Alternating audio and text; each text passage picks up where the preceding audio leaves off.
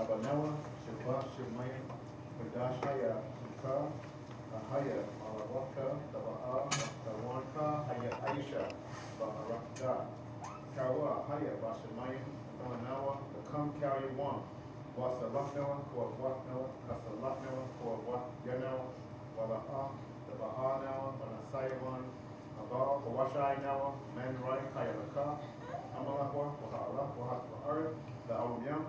Our Father, who art in heaven, hallowed be thy name. Thy kingdom come, thy will be done, on earth, as it is in heaven. Give us this day, our daily bread, forgive us our debts, as we forgive our debtors.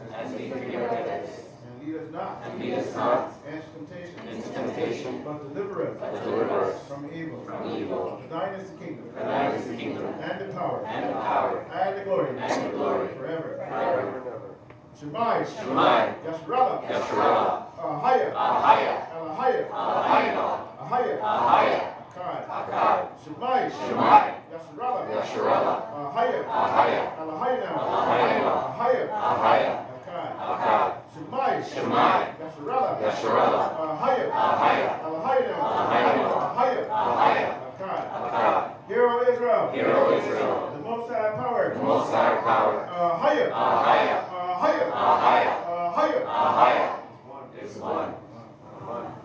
And God spoke all these words, saying, I am the Lord thy God, which have brought thee out of the land of Egypt, out of the house of bondage. Thou shalt have no other gods before me. Thou shalt not make unto thee any graven image, or any likeness of anything that is in the heavens above, or that is in the earth beneath, or that is in the water under the earth. Thou shalt not bow thyself to them.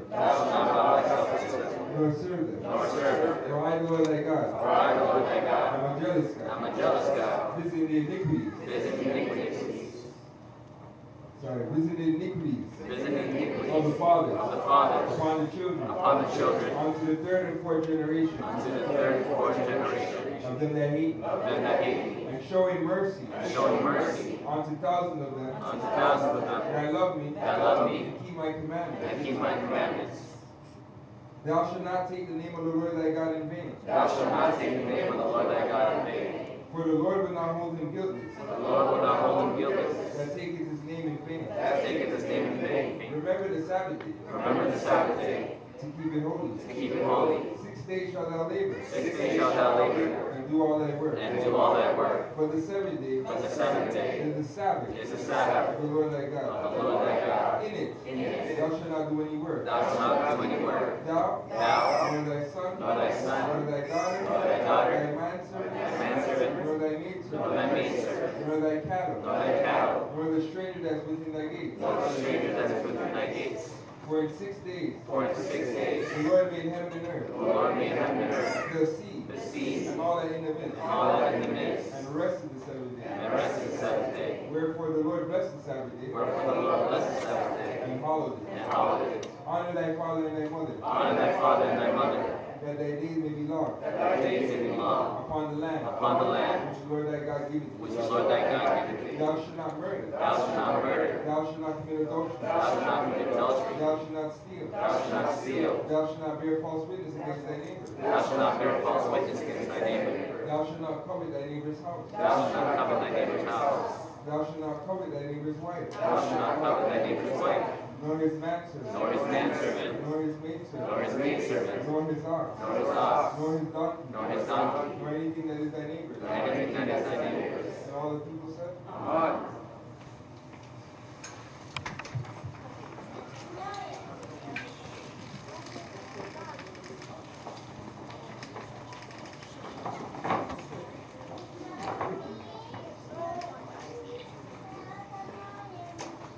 all right. Shabbat shalom, everybody. It looks like we all need a stretch. All right, let's continue with our men's reading. Picking up from the book of Ecclesiasticus, also known as the book of Sirach, chapter 15, and let's get 1 to 20.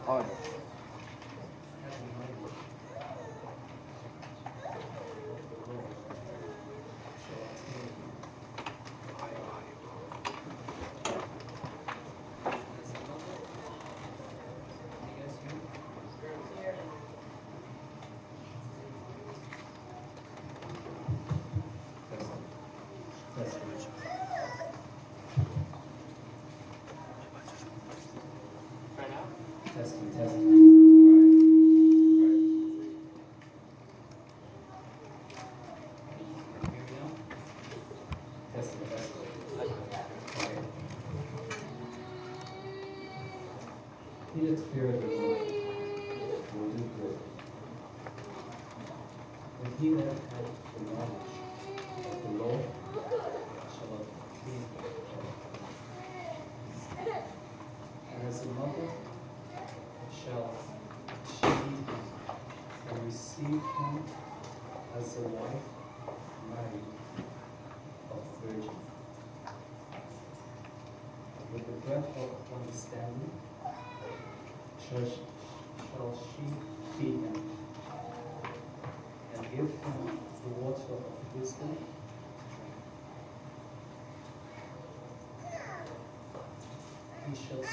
He shall he shall be stayed upon her, and shall not be moved, and shall rely, or should I say rely, upon her, and shall not be confounded.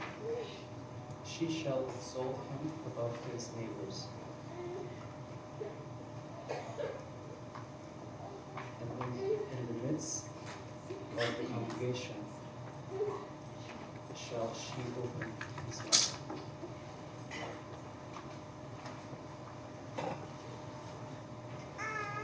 He shall find joy and a crown of gladness, and she shall cause him to inherit an everlasting name. But foolish men shall not obtain. But foolish men shall not attain unto her, and sinners shall not see her.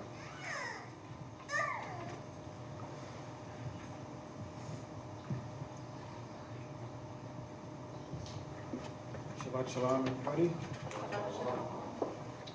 Picking up from verse 8. And she is far from pride, a man that our liars cannot remember her. Praise is not seemingly in her mouth of a sinner, for it is not sent him of the Lord. For praise shall be uttered in wisdom, and the Lord will prosper it. Say not thou, it is through the Lord that I fell away, for thou outightest not to do the things that he hateth. Say not thou, he had caused me to err, for he has no need of the sinful man. The Lord hateth all abomination, and they that fear the Lord love. They that fear the Lord, the God, love it not. He himself made man from the beginning, and left him in the hands of his counsel. If thou wilt, and keep the commandments, and to perform acceptable faithfulness. Everybody, my name is Avery, and I am reading verse 13 to 20. If thou wilt to keep the commandments, and to perform acceptable faithfulness. He hath set fire and water before thee. Stretch forth thine hand unto whether thou wilt. Before a man is life and death, and whether him liketh shall be given him. For the wisdom of the Most High is great, and he is mighty in power, and beholdeth all things. And his eyes are upon them that fear him, and he knoweth every work of man. He hath commanded no man to do wickedly, neither hath he given any man license to sin. Amen.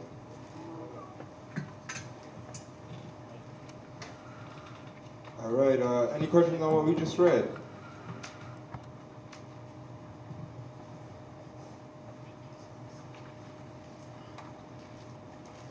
Any questions?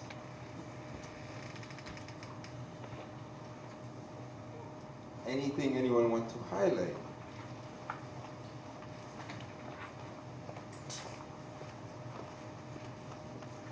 All right. Benjamin?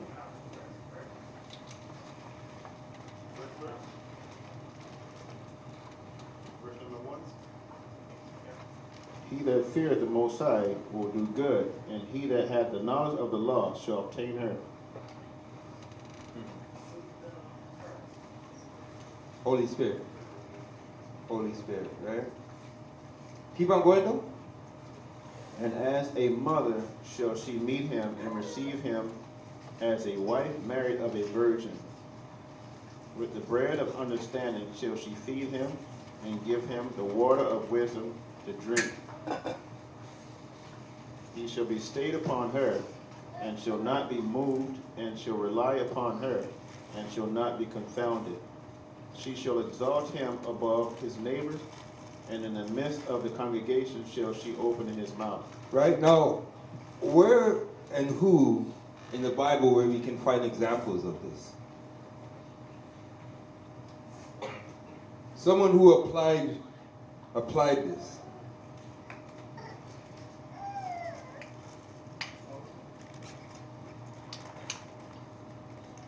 Daniel. That's Daniel. Solomon's fair as well, right? But there's a reason why I picked Daniel. And let's go Daniel chapter 1, verse, I think 3 or 4. Solomon falls into this as well, because we know he was a child of wisdom. So there's a bunch of characters.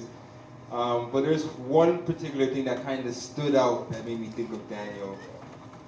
And we'll get there. In the book of Daniel, chapter 1. Pick it here up at, you want to get into it?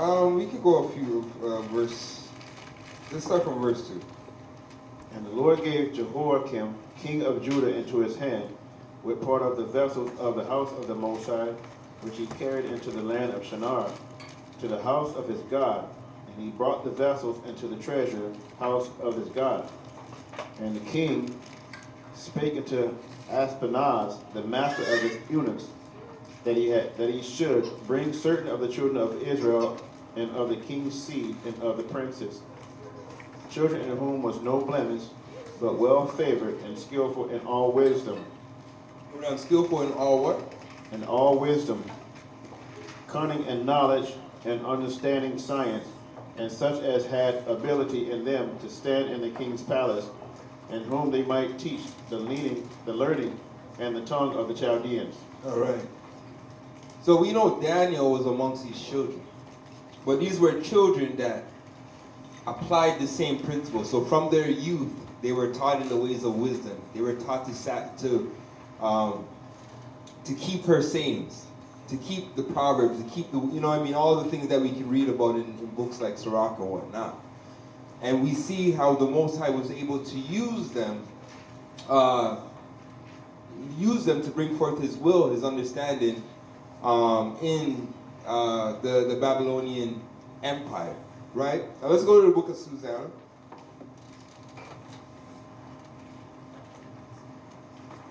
And I want to get in the book of Susanna. Let me see if I could use a cheat sheet. Actually, you have the cheat sheet. And Susanna, I believe, is one chapter.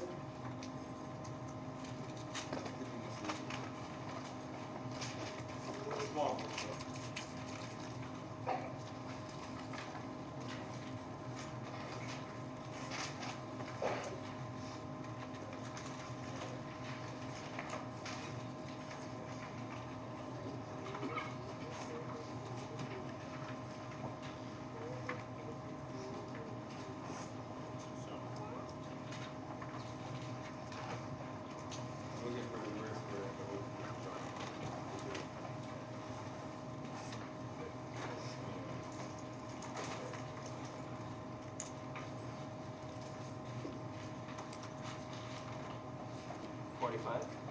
Be like the last.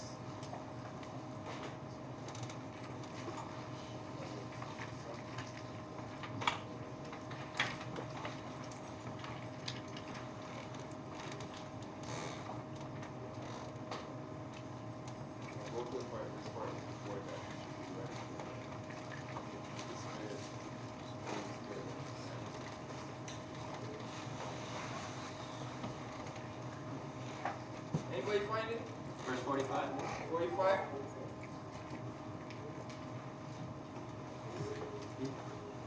Book of Susanna, verse number 45.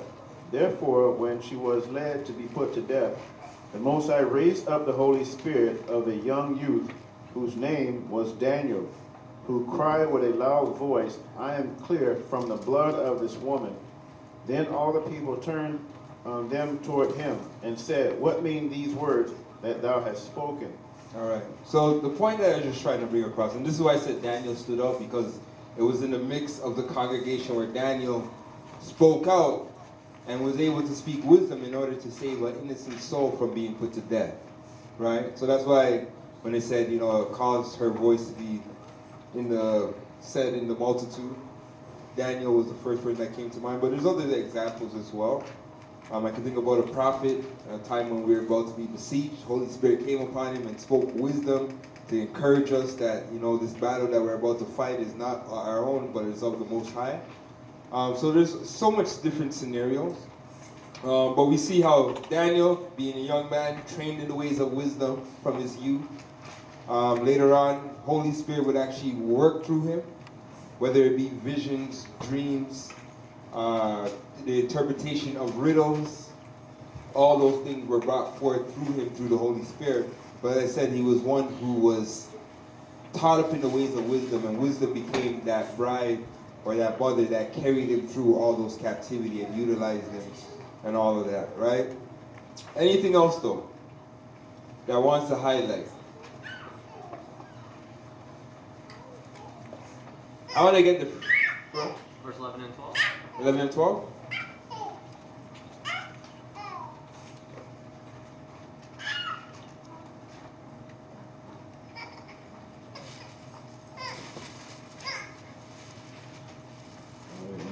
Gocc chapter 15, verse number 11. Say not thou, it is through the Most High that I fell away, for thou oughtest not to do the things that he hated. Say not thou, he hath caused me to err, for he had no need of the sinful man. All right. Sorry, read it again. Sorry, bro. Verse number 11. Say not thou, it is through the Lord that I fell away, for thou oughtest not to do the things that thou hated, that he hated. Say not thou, he had... Yeah. But I mean, in terms of, okay. Say what you said again.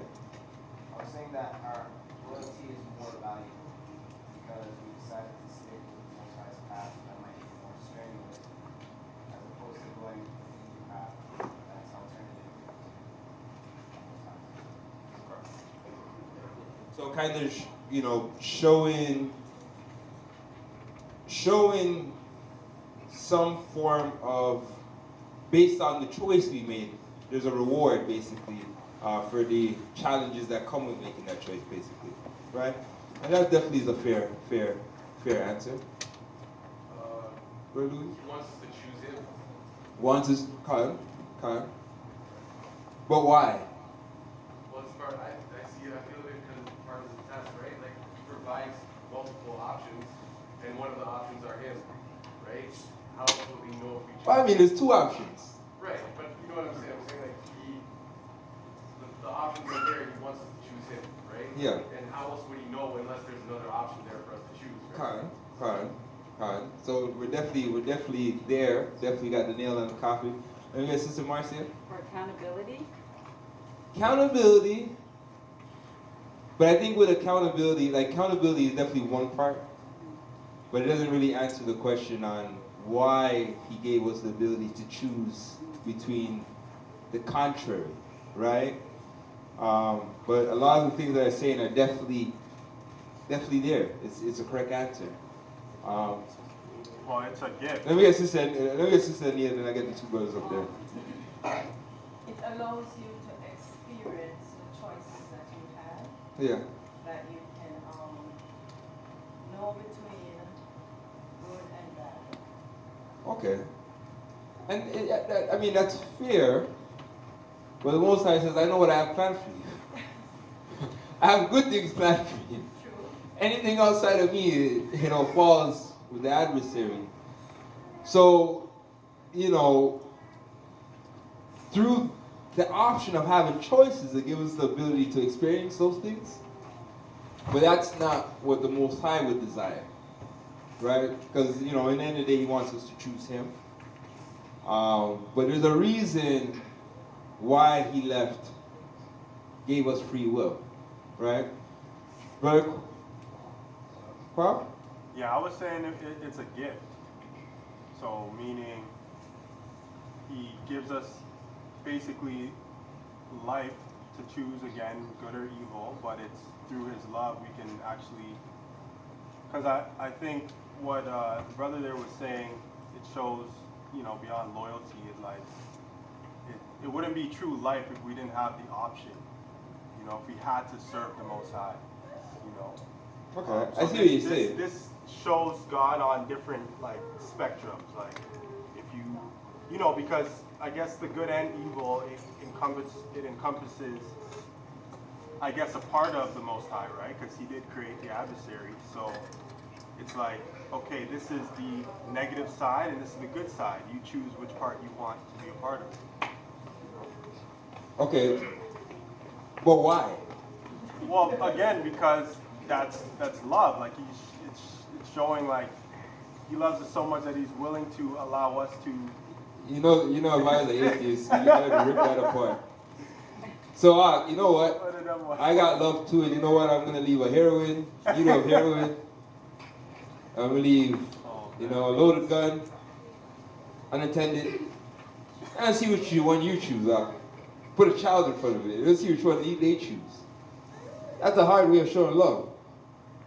Some may say, I'm not putting the Most High in that category, but I'm just saying if somebody was gonna beat at that, I'd be like, that's a hard way of showing love. No, but again, like the scripture where it says like He chastises those He loves, so He knows in order for us to get to a certain place, we have to be kind of, punished. So sometimes we look at the bad as being just, it depends how the Most High works through the bad to make it good, but Yeah. it's I don't know, it's pretty loaded question though. Who else had their hand up? Let me get Sister / Mama Donna.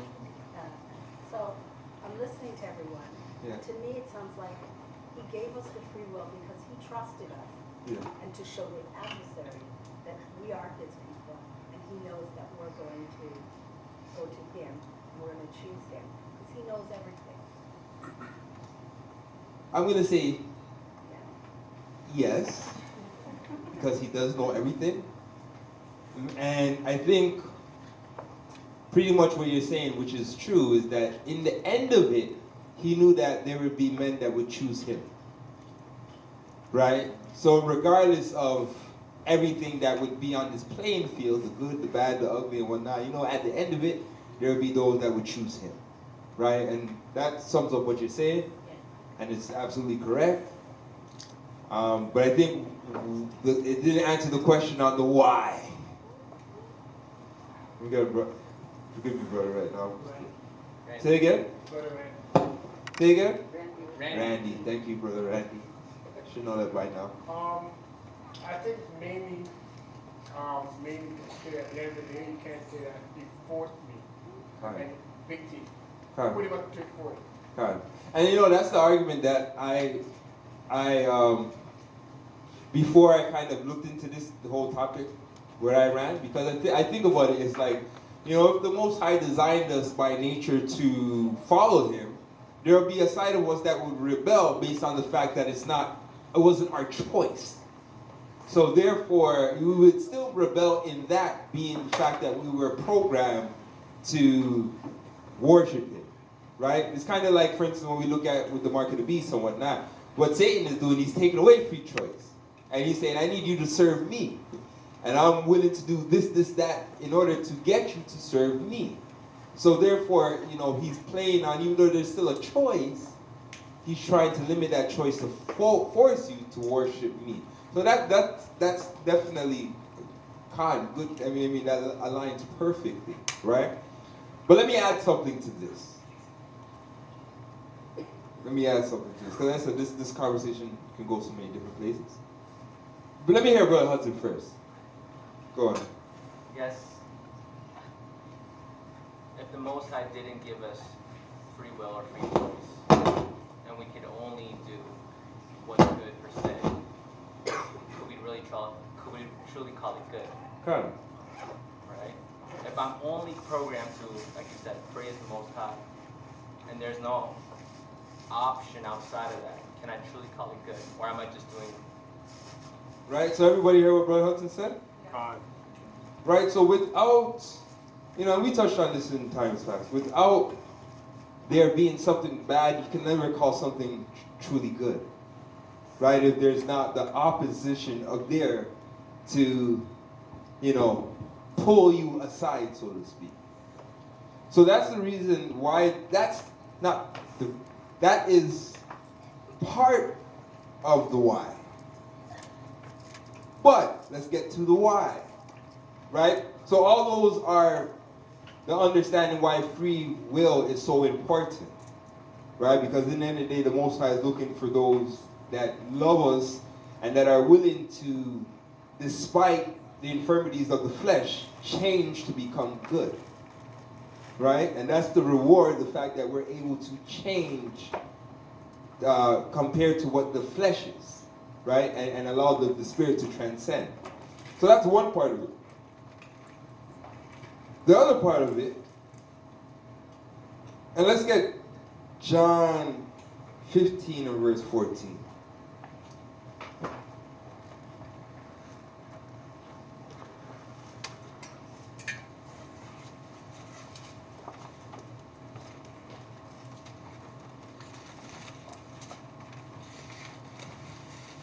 Book of John, chapter 15, verse number 14.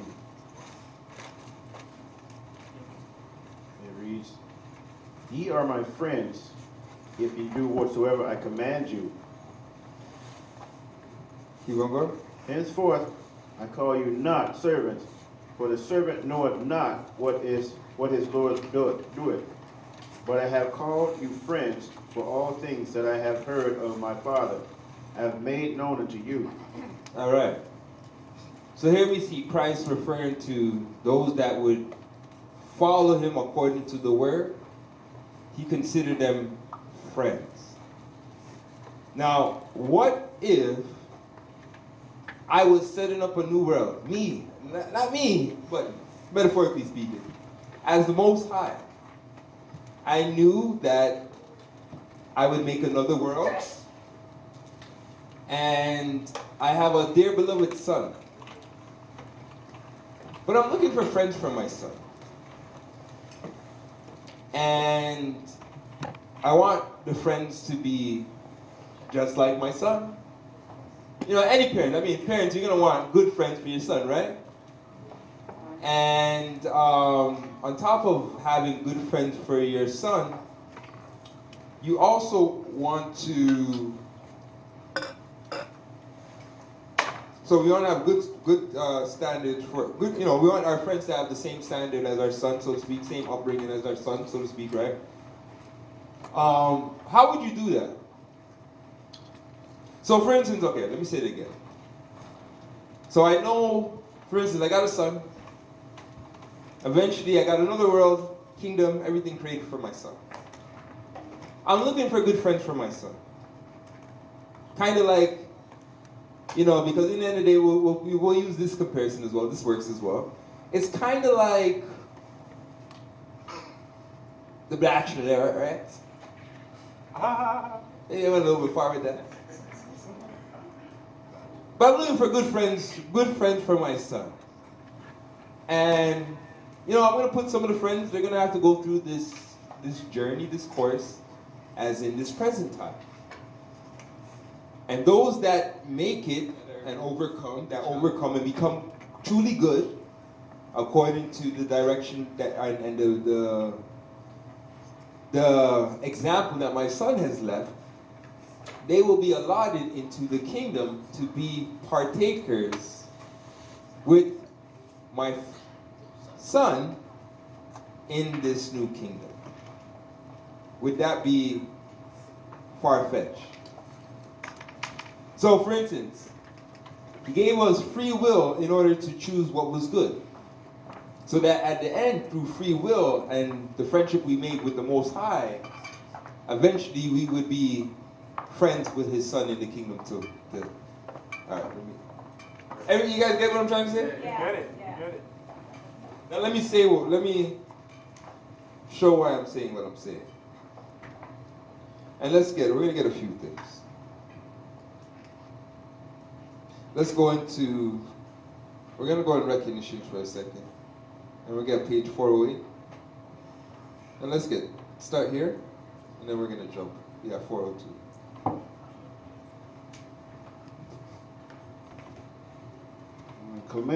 Recognitions of Clement, chapter 3, beginning of discussion. When the old man had said this, I, Clement, began to speak as follows. God by his Son created the world as a double house, separated by the interposition of his firmament. Right? So God, in the beginning through his Son, he created the earth as we know it. Right? Considered a house, but he created the earth and he separated with the firmament. Go on. Which is called heaven, and appointed angelic powers to dwell in the higher, and a multitude of men to be born in this visible world, from amongst whom he might choose friends for his Son, with whom he might rejoice, and who he might be prepared for him as a beloved bride for a bridegroom. But even till the time of the marriage, which is the manifestation of the world to come, he has appointed a certain power to choose out and watch over the good ones of those who are born in this world, and to preserve them for his Son, set apart in a certain place of the world, which is without sin, in which there are already some who are there being prepared, as I said, as a bride adorned for the coming of the bridegroom.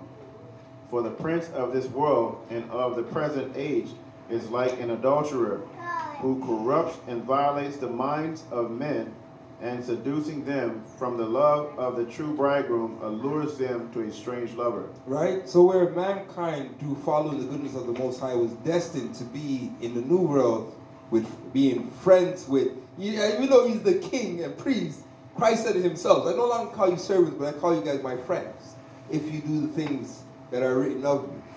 Right? So showing you the purpose on why the Most High allowed us to have free will is that through our own free intuition, I think the word is, we would be able to choose to be friends with not only him, but also with his Son.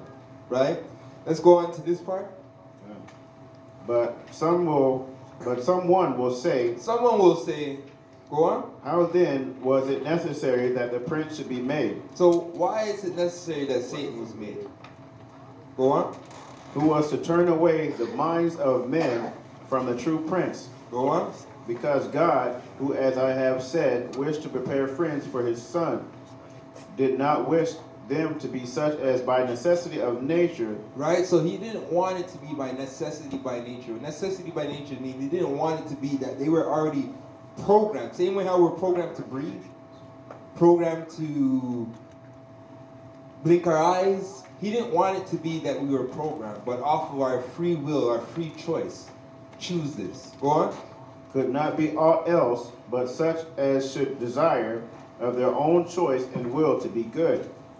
Because neither is that praiseworthy which is not desirable, nor is that judged to be good which is not sought with purpose. Right? So if this change, showing you that this change of making it to salvation has to be sought for with purpose.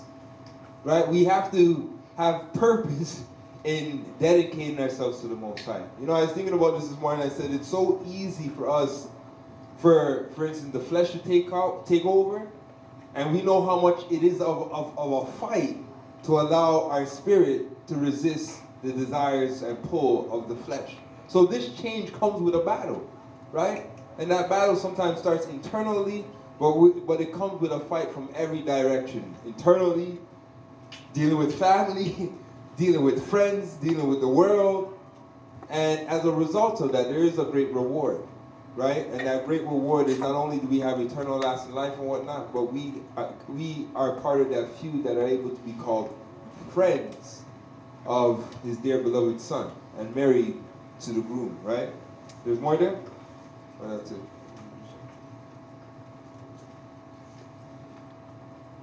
I guess, that's pretty much it, right? Any questions, though? Any statements? That would seem like it was a little bit like that's a lot of meat you could. I think you would ask like how to, like how would you make sure that the child is on the right path? So going back. Yeah, to what you were saying. Going back in terms of instilling wisdom into the children, right? So it would be something you want to analyze the parents then, or have discernment on what their values are, morals, things like that? Well, I mean, it you know, it works on two ways. Because you're going back into how do we instill wisdom into the next generation, right? And there goes from, there's, you know, that individual standpoint. So yes, parents being on one accord to make sure that they're teaching their children this wisdom.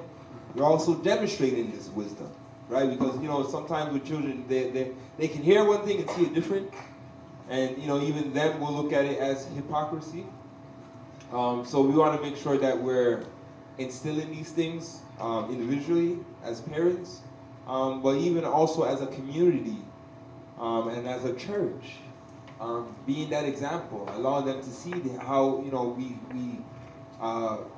we handle problems, how we fellowship, how we, you know, keep, I'm saying, the love of Christ within the body and the principles that the Bible teaches us within the body. That also goes and goes a long way as well, right? And that goes into, you know, a village raising a child. You guys know what I'm saying, right?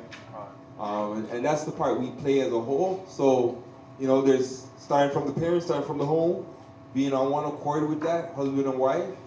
And then there's the part as a community, how we also do our part to instill these values within the body, right? Brother Hudson? So, in this journey, at the end of it, and if we make it, and we make all the right choices, and we are inherently good, and we become friends with our Lord and Savior, Yeshua Christ, does that trial also befall on the angels as well, given the fact that they have free will as well, to choose the Most High or fall away? I mean, for them, I think the difference would be for them is that, you know, if they fall, they fall. Right? If they fall, you know, we can look at the fallen angels and see when they tried to repent, their petition was denied.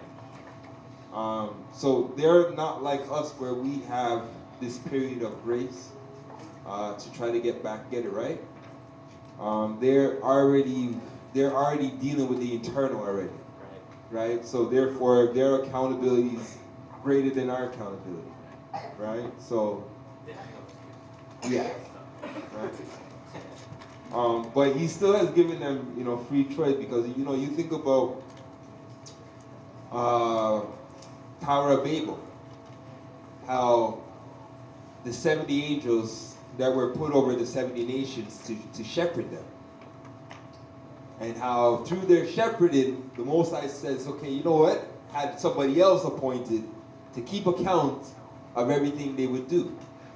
Because he knew that, you know, through their free will, some of them would go beyond what he told them to do, so to speak. Right? So, you know, they'll be judged for that as well. Right? Let's move on to the next chapter. There's no more questions. So.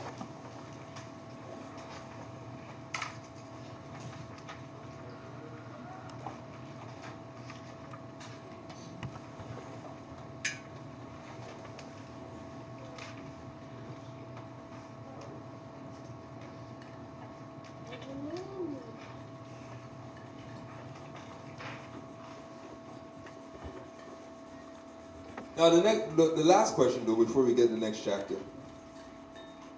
I'm just throwing this out there. I don't know, it's just coming to mind.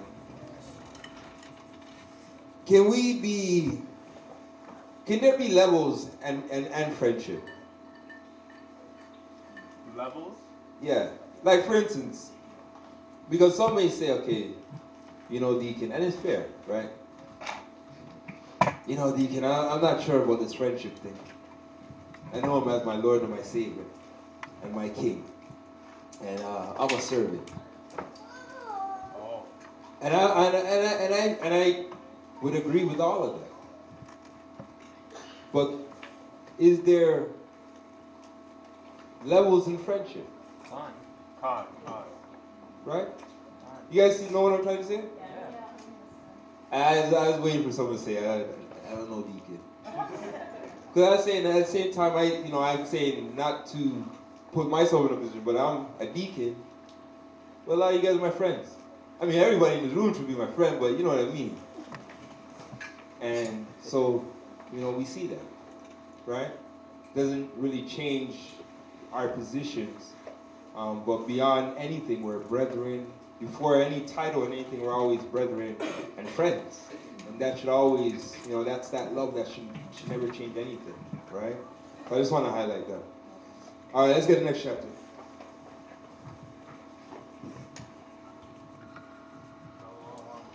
Get up here at Ecclesiastes 16, verse 1.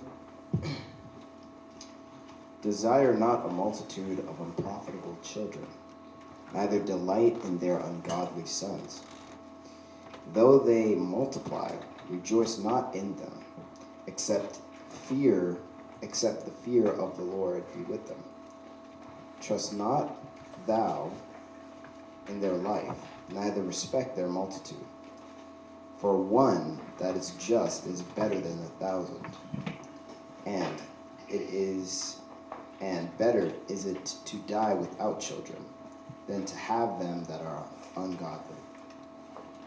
For by one that hath understanding shall the city be replenished, but the kindred of the wicked shall speedily become desolate.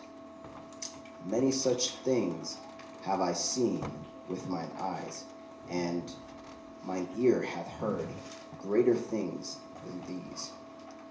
In the congregation of the ungodly shall a fire be kindled, and in a rebellious nation wrath is set on fire. He was not pacified towards the old giants who fell away in strength of their foolishness. Shabbat Shalom, family. Shalom. We're continuing at verse 8. Neither spared he the place where Lot sojourned, but abhorred them for their pride. He pitied not the people of perdition, who were taken away in their sins, nor the 600,000 footmen, who were gathered together in the hardness of their hearts. And if there be one stiff-necked among the people, it is the marvel if he escape unpunished. For mercy and wrath are with him. He is mighty to forgive and to pour out displeasure. As his mercy is great, so is his correction also. He judgeth the man according to his works. The sinner shall not escape with his spoils, and the patience of the godly shall not be frustrated. Make way for every work of mercy, for every man shall find according to his works. The Lord hardened Pharaoh, that he should not know him, that his powerful works might be known to the world. The water family. Shalom. Picking up at verse 16. His mercy is manifest to every creature, and he hath separated his light from the darkness with an adamant. Say not thou, I will hide myself from the Lord. Shall any remember me from above? I shall not be remembered among so many people. For what is my soul among such an infinite number of creatures? Behold the heaven and the heaven of heavens, the deep and the earth, and all that therein is, shall be moved when he shall visit. The mountains also and foundations of the earth shall be shaken with trembling, when the Lord looketh upon them. No heart can think upon these things worthily, and who is able to conceive his ways? It is a tempest which no man can see, for the most part of his works are hid. Who can declare the works of his justice, or who can endure them? For his covenant is afar off, and the trial of all things is in the end. Shabbat Shalom, family. Picking up from verse 23. He that wanted understanding will think upon vain things, and a foolish man hearing imagine it folly.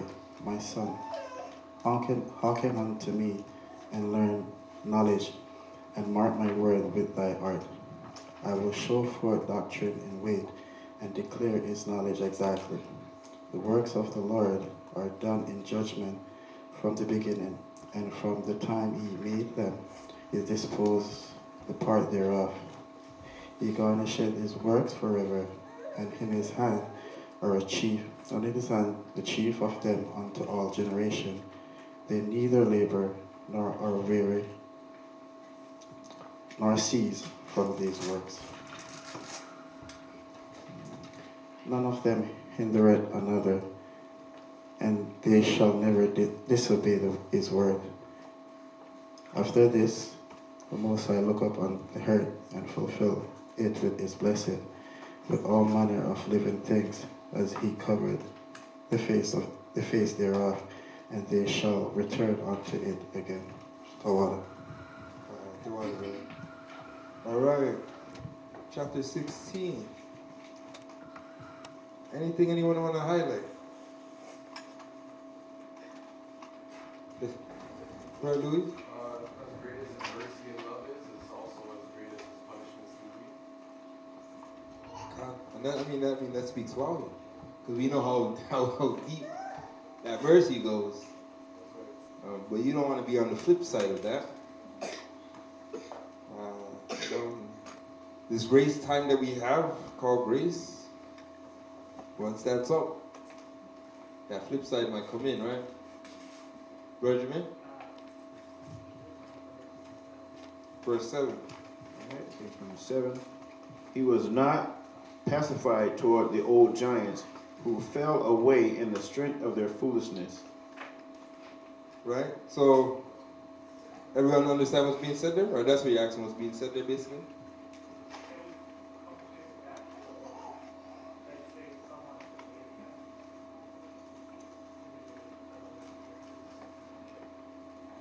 Well,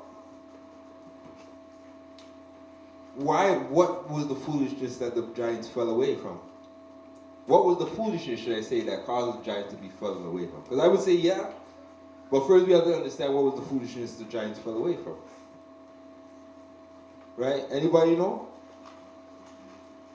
What made the giants so proud? Their strength.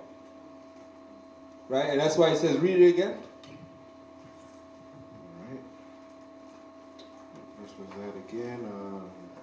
7. He was not pacified toward the old giants who fell away in the strength of their foolishness. The strength of their foolishness. Right? So a lot of times it was through their might, they felt like, who could stop us? Right? The Most High is going to flood the earth. We'll lift up a rock and stop the flood. This is the mindset they had. Right? So someone could, through their own might, operate in that foolishness, as in, who can stop me? Most High can't stop me. And operate in that foolishness, so to speak? Yeah. That could be the same foolishness of the giants. So definitely, that could fall there. Go on, though. Let's just deal with these group here. Verse number 8. Neither spared he the place where Lot sojourned, but abhorred them for their pride. And that, that's funny reading that. In the annotated, it says, it says, he did not spare the neighbors of Lot, whom he loathed, on account of their arrogance. Well, I like the King James Version because, it brings it up to our time, their pride. And we know how they wear that pride. But this serves as an example, right?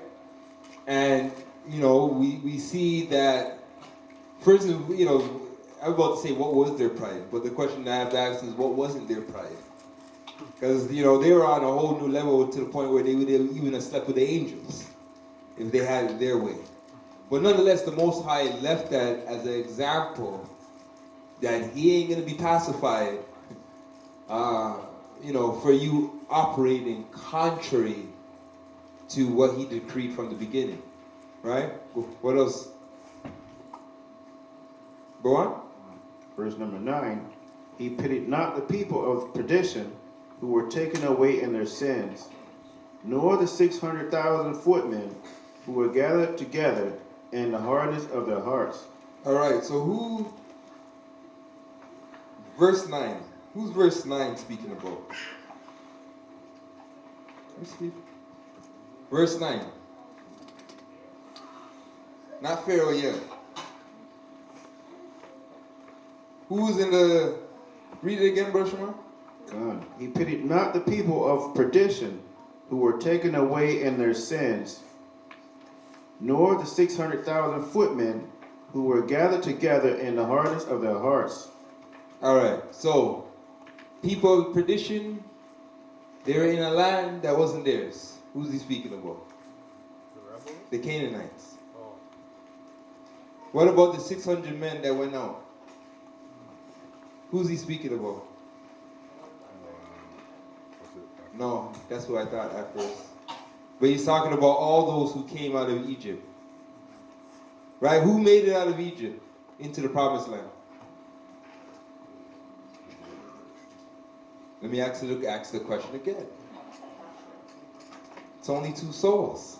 That whole generation died because of their unbelief. So it's speaking about, he wasn't pacified even for that multitude who he brought himself out of the wilderness. Right? He judged them accordingly for their disbelief. And this kind of shows you why that, the Most High is not going to be partial with judgment. Right? Because, for instance, a lot of times, what do the children of Israel think? Even in going from the Bible, what did they say with Christ? Or with John? Or what did John say to them, should I say? Well, don't think because you're the children of Abraham that the Most High is going to spare you. Because the Most High can make children out of Abraham, out of the stones. So, let us know that don't think, we're going to be accepted without change. And that's the thing that we all have to realize, that the Most High, he's not like we can pay out. What can you pay the Most High? And if so, would he be bought?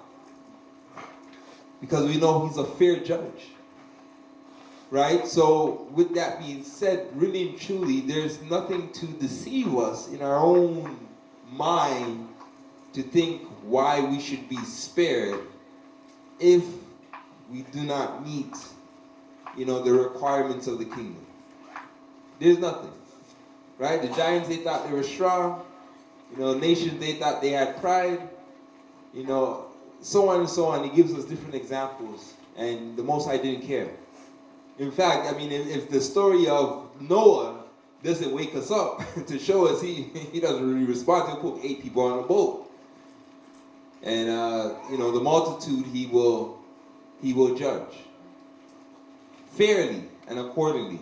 Now, does that mean the Most High is not going to make a way out to fulfill that multitude that no one can count? No, that's not what I'm saying. But at the same time, let us not deceive us or allow the adversary to deceive us. With what he does, right? Because he knows scripture, huh? Think what he said to Christ. Well, you're the Son of Man. It's written. Angels won't allow you to dash your feet against the stones. Now, if you didn't know, if you weren't grounded as Christ, you would have said, God, let's see, let's put this to test. Right? And that's why, we have to make sure that we're grounded, right? And we see that. We see so many suggestions through brothers actually reading scriptures that came about and has led to diverse understandings, right? Anything else though? Children. It's there. What's it saying about children? What's it saying about children?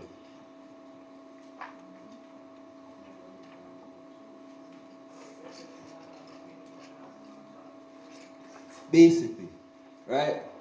Or at least, let me phrase it. It's saying basically, we want to have righteous children, right? If you have a multitude, you want to do your best to steer them in that direction. And the one that you may have, who's holding that up, hate to say we have to have a favorite, but we have to have a favorite. And by that standard, they are held up, right? You know, because we can see, like, for instance, you know, and I'm thinking of so many different scenarios, but, you know, I think about David. David had a whole heap of children, right? You remember when King David's children were slaughtered? It was his grandchildren, basically. Right? About from that Israelite that was from, she intermarried from the northern kingdom. She came over, remember? Atalia? Remember, she killed off all the kids, and there was one left, and they hid him for 8 years. Yeah. Right? I don't know if it was Hezekiah, but they hid him for 8 years. And then eventually, through that one child, everything was reestablished. But it happened off of one. What's another example that we can use that fall into that category?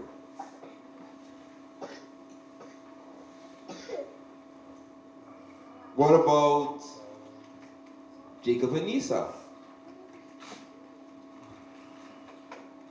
Let's use this. How about this? Abraham. How much children did Abraham have? We'll say that. I haven't done the number there, so that was a setup question. But out of how much children he had, who was the promisee? Isaac. Who did the Most High reckon as his child? Isaac. Isaac eventually had 2 children, and one was contrary to the ways of the Most High. But out of the one, how much did Jacob have? 12. And when did that 12 come?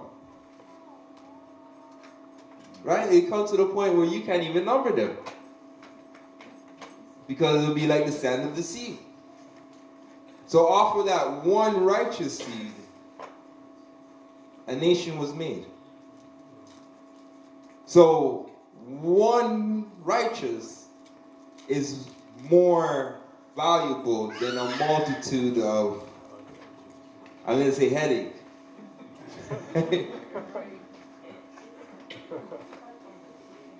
Yeah.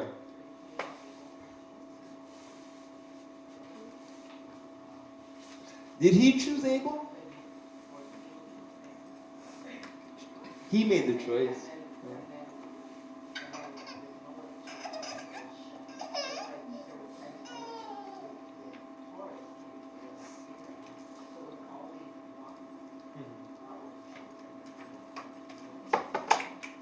Yes, I mean when you look at it from that scenario, all these men were appointed as the head of mankind. So it was always one that would be the head of mankind. But we know that, for instance, Seth and whatnot, a lot of, like when you go into a lot of records, they'll tell you that a lot of them, they were taught the ways, they grew up in the ways, but some of them got pulled away. But it doesn't mean that all the children, you know what I mean, went off. But it highlighted like Seth, Methuselah, Enoch, because they were appointed heads of mankind. So that's only different. But I'm saying, you know, what's the strength of having a multitude of righteous children? What's the example we can use of the strength of having a multitude of righteous children? Thank you. Yeah, I was going to say that's an easy one right there. Maccabees. Right? Where all the brothers grew up in righteousness and ascribed to it. And through, how much of them was there? I think 4 or 5? I always get this number mistaken. I'm going to say 4 for sure. Including 5 would be the father. So off of 4 brothers that were in agreement, they were able to almost take down empires. And that's the power of righteousness. Right? So, you know, that's something that hits home sometimes. That definitely hits home. Why? Because a lot of times a lot of people, and nothing wrong, Most High has blessed you with an inheritance. Blessed, a lot of people with multiple children. But the Most High has decreed you and given you charge to make sure that you've instilled the things that you need to instill into them so that they can be praiseworthy. And if you've done your job and all failed and you did your job, they still have freedom of choice as well, right? Anything else? And then we'll move on with our reading today.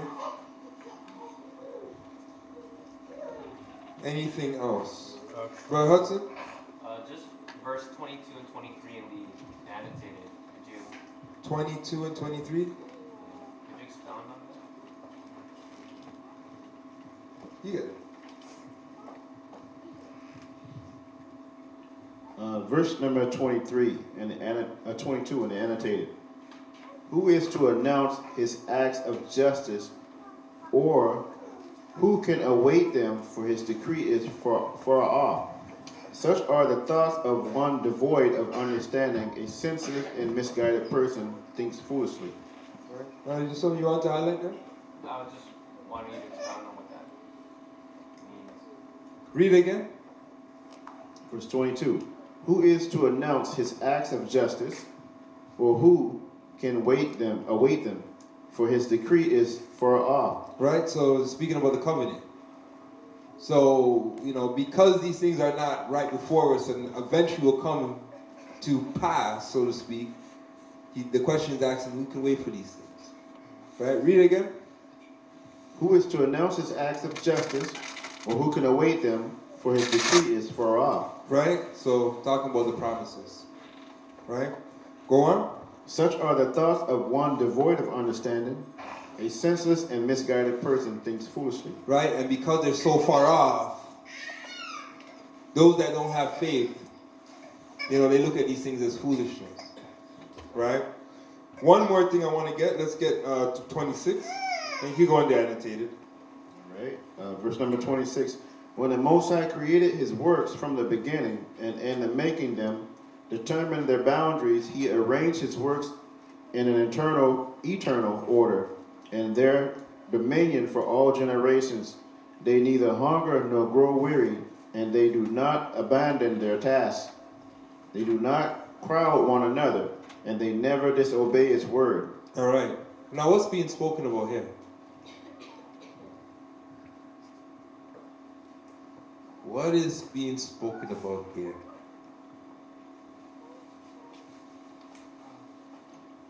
I got you after, bro. Benjamin.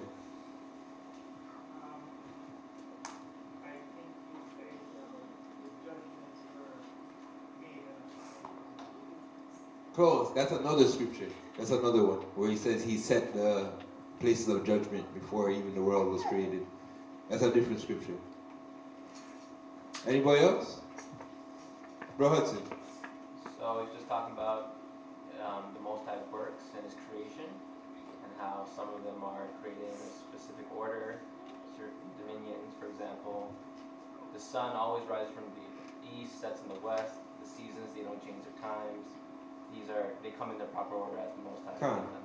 Right? So what's being spoken about here is just creation as a whole. Right? And if you're wise enough, not wise enough, that's not the word. If you pay enough attention, you'll see that the Most High has made eternal and universal order on how things play out. So for instance, we know the water can't go past the seashore. That's a boundary that was set for it, right? We know that the sun and the moon and the stars and the courses they made, that's an eternal order. The sun doesn't say to the moon, all right, let me come out tonight. Or the moon doesn't say to the sun, unless we have an eclipse, and I'm pretty sure, they work that out.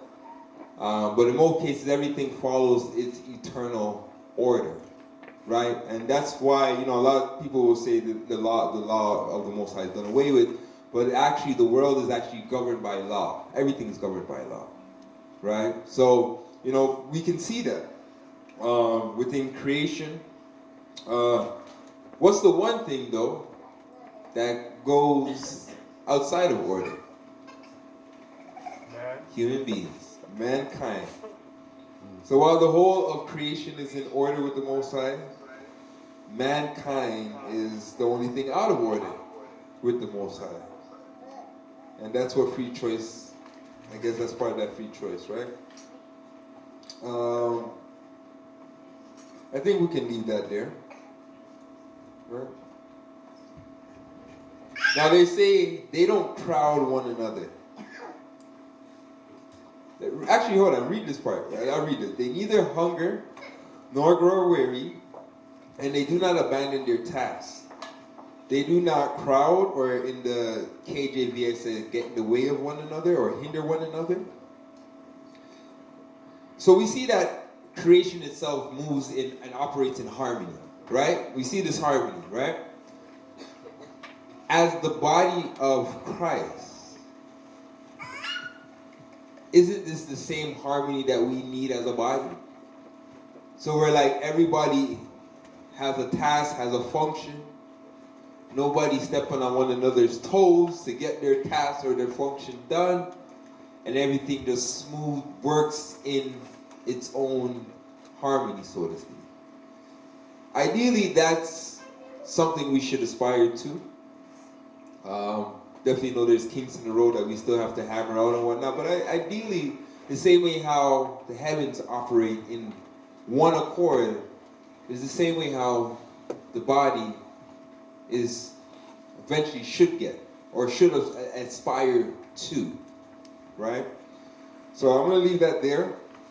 That is it for this week's Law and Men's reading. And let's get some praise and worship before we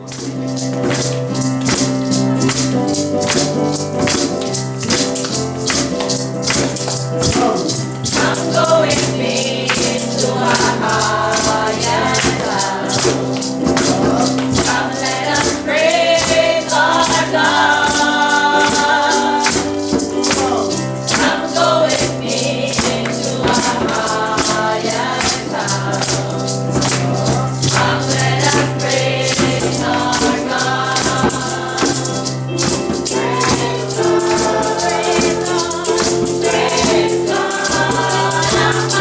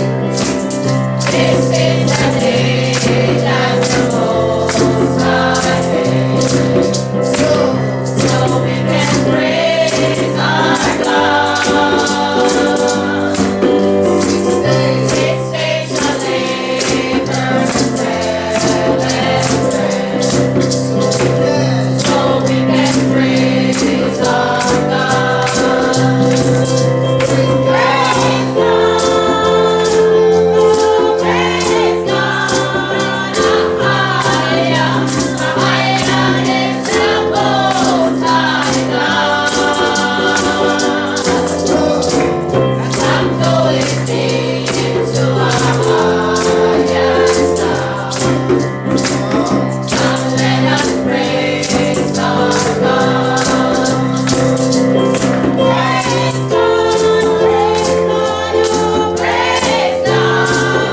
Hallelujah, hallelujah is the Most High God.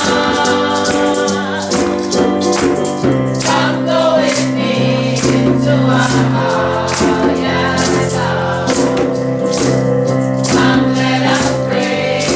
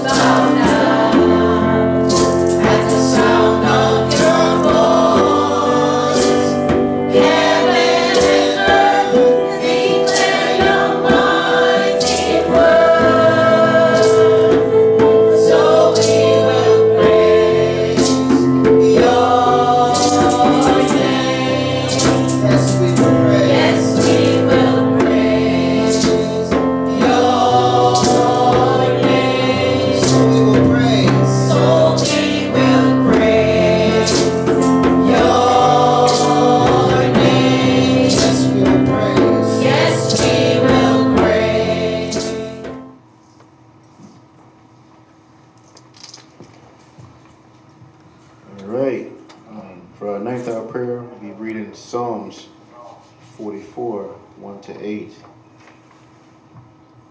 All right, the Most High, a higher power.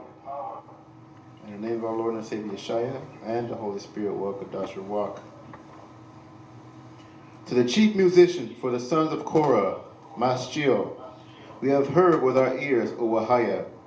Our fathers have told us what work thou didst in their days in the times of old, how thou didst drive out the heathen with thy hand, and plantest them, how thou didst afflict the people and cast them out. For they got not the land in possession of their own sword, neither did their own arm save them, but thy right hand and thine arm, and the light of thy countenance, because thou hast a favor unto them. Thou art my king, O Ahia. Command deliverance for Jacob.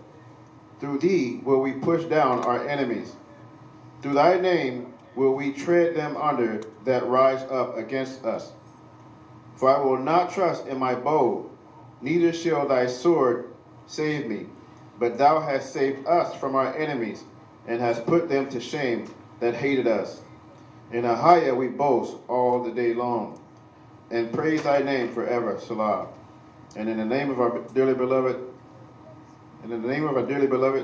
Yeshua, we pray, Amen.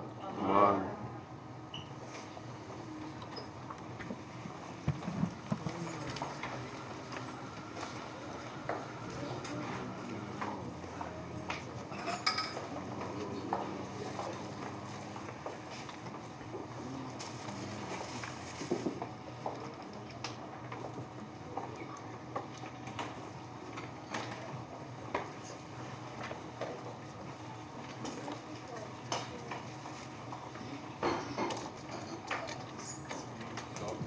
All right, let's get into today's lesson. A self-sufficient life. Once again, today's title is Self-Sufficient Life. Now, there are many in the current generation that don't aspire to work hard. This has been a media-driven indoctrination in which we are taught to rely on others to survive, like our government. This causes an attitude of entitlement and often a spoiled type of individual. In the truth, we must learn to overcome such traits and work hard, whether in following the Most High or in our everyday going. We must take care not to be lazy, right? Now, we know this is kind of a throwback, but the time that we're headed into, does everybody kind of see what's going on around us? God. Do we see the famine on the horizon?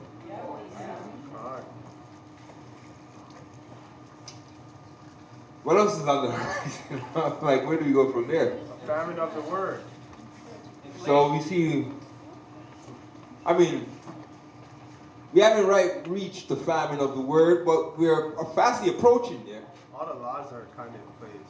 Yeah, because, I'm looking at, for instance, an elder was touching on this. The fact that a lot of us are waking up and using the Bible, to wake up, definitely see eventually eventually will lead to outlawing the book. But we're not quite there yet. But we definitely see grocery stores. We definitely see the inflation. What else? And shortages. I know right now in the news they were pushing children.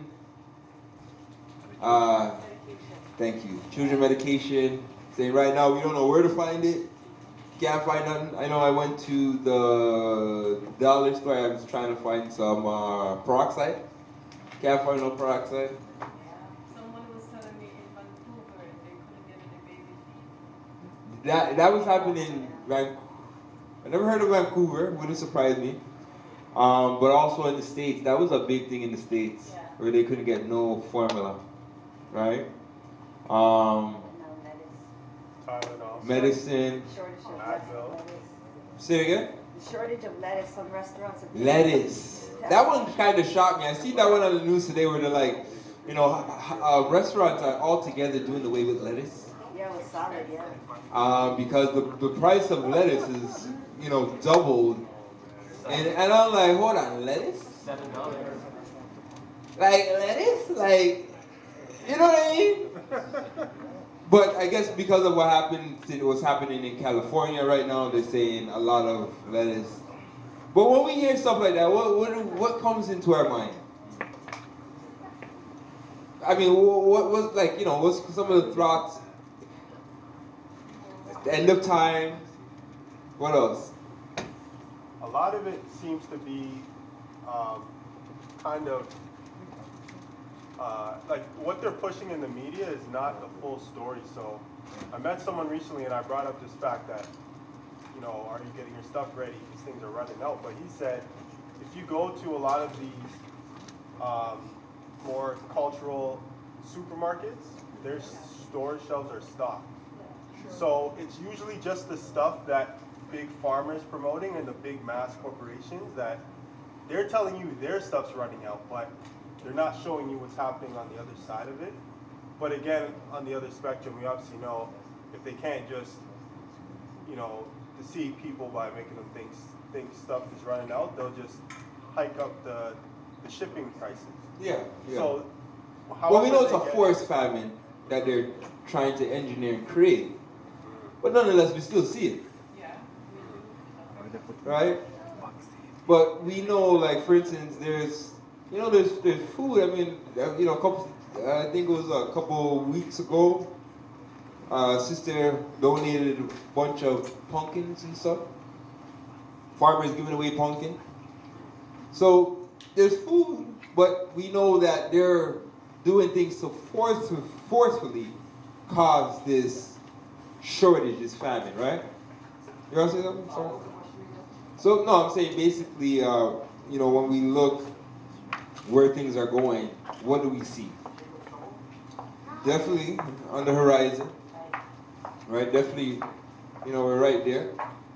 But with that being said, with us seeing those things, like going back to the lettuce, with us saying there's might come a time where we can't find lettuce.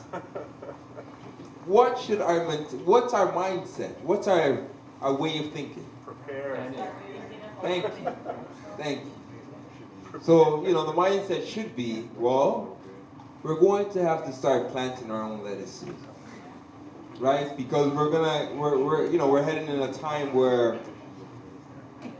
being self-sufficient is really going to be everything.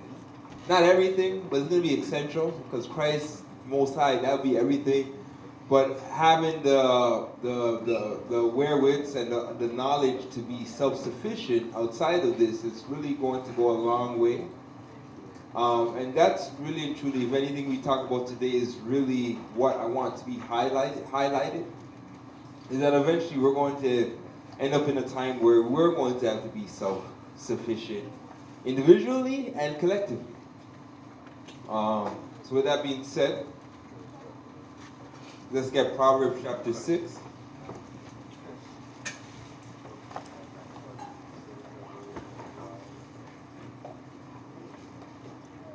Oh, let me read everything, should I say? This has been a media-driven indoctrination in which we are taught to rely on others to survive like our government. This causes an attitude of entitlement, I definitely read this, and often a spoiled type of individual. In the truth, we must learn to overcome such traits and work hard, whether in following the Most High or in our everyday going. We must take care not to be lazy, right? Now, to some degree, in our society, they implemented a few things in order for us to rely on government. Anyone know what one of those things are in housing that was implemented in the 90s? Probably a little bit earlier than that. with housing. So if you didn't have a husband, what? You get support you. Huh? It would support you. You get better support. So, I was watching actually a documentary on some of these stuff during the week, and basically I never knew it was to this extent. But I know growing up, I'm pretty sure I grew up under those rules and regulations. You want quicker housing, you don't put that on the paper and whatnot. I'm pretty sure I grew up. I remember those. Yes, I grew up under those circumstances and remember that. But what I didn't know is that they would actually make caseworkers come to the house to make sure a man was not in the house. I never knew that. I never seen that. But then again, I was a child, right? So what would that do? What would that do? Instill fear in the woman to not, like, pretty much separate the family, right? Separate the family. And, to some degree, they played on our need. To some degree, we capitalized on it. And we're here. Sorry. Especially if the brother is not able to support his family. Especially, right? It plays a factor. It does Right? So that was kind of looked at as a way out, so to speak, a way to get the help. Right? And it's like I totally understand it. And as I said, I come from that era, so I fully understand it.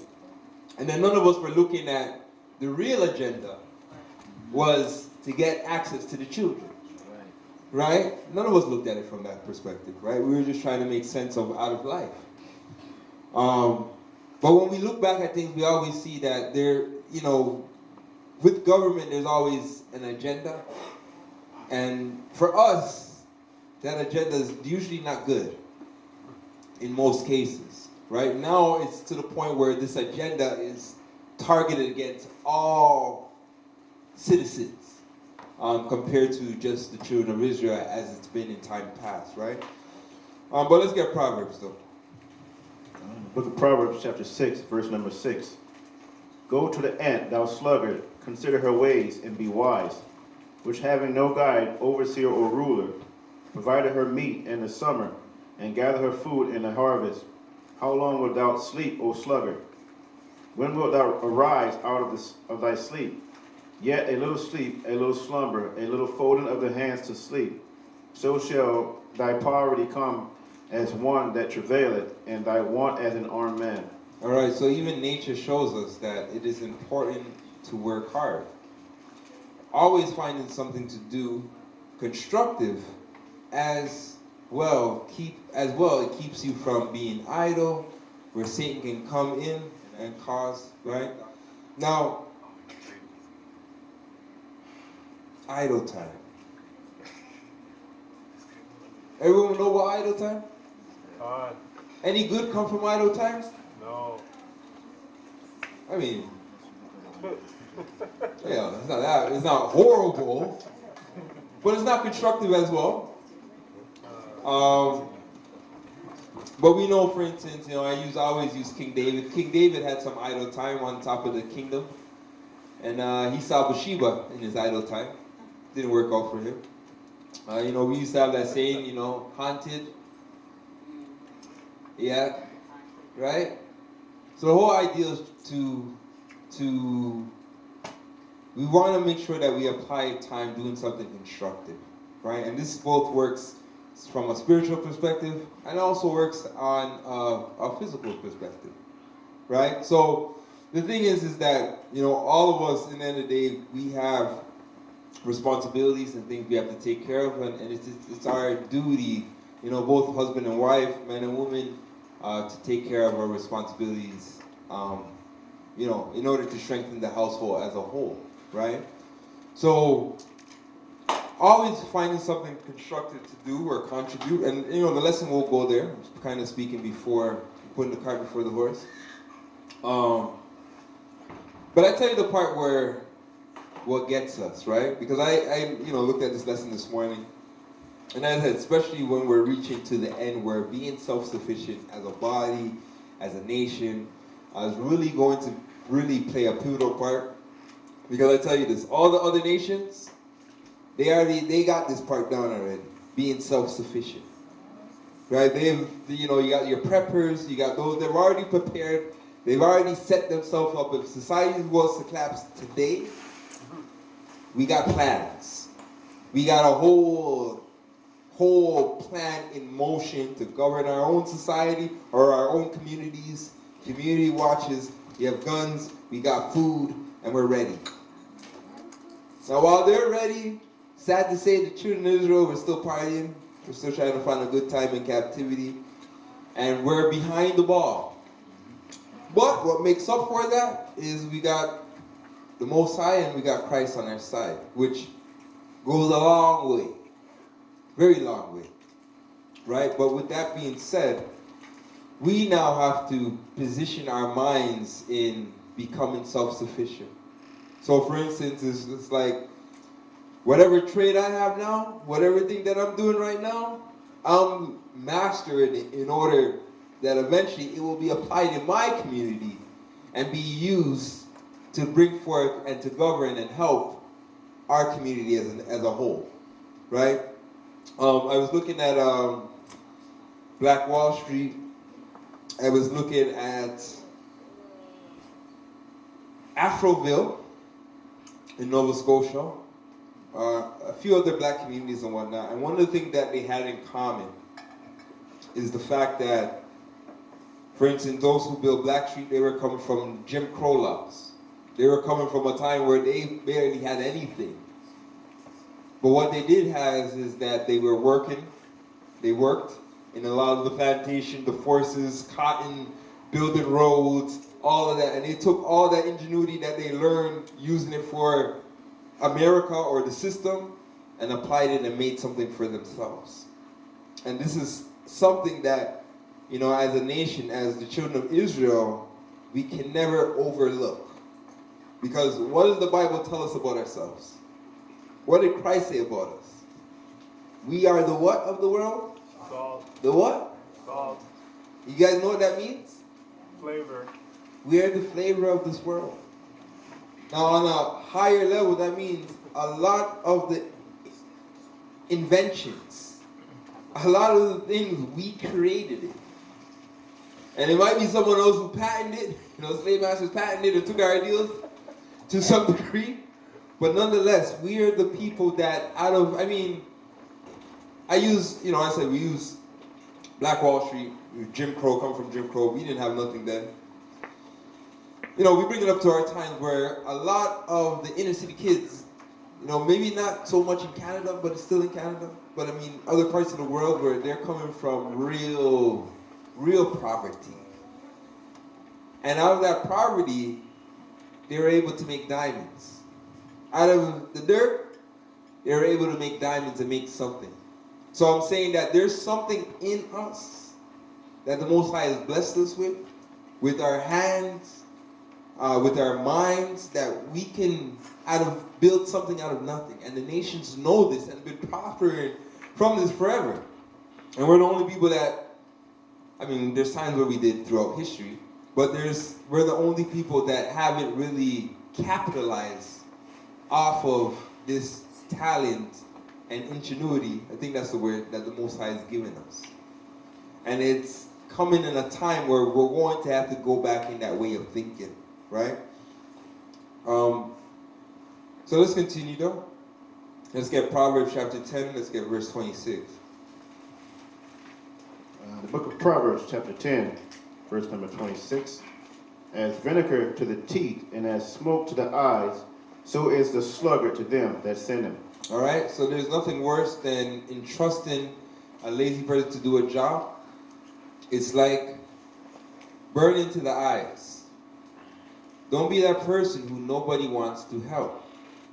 For instance, maybe you are looking for a job, but someone doesn't want to help you because they know you will misrepresent them based on your poor work ethics.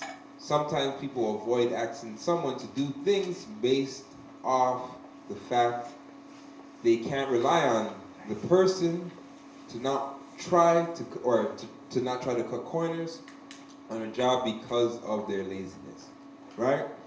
So basically, let me read this again.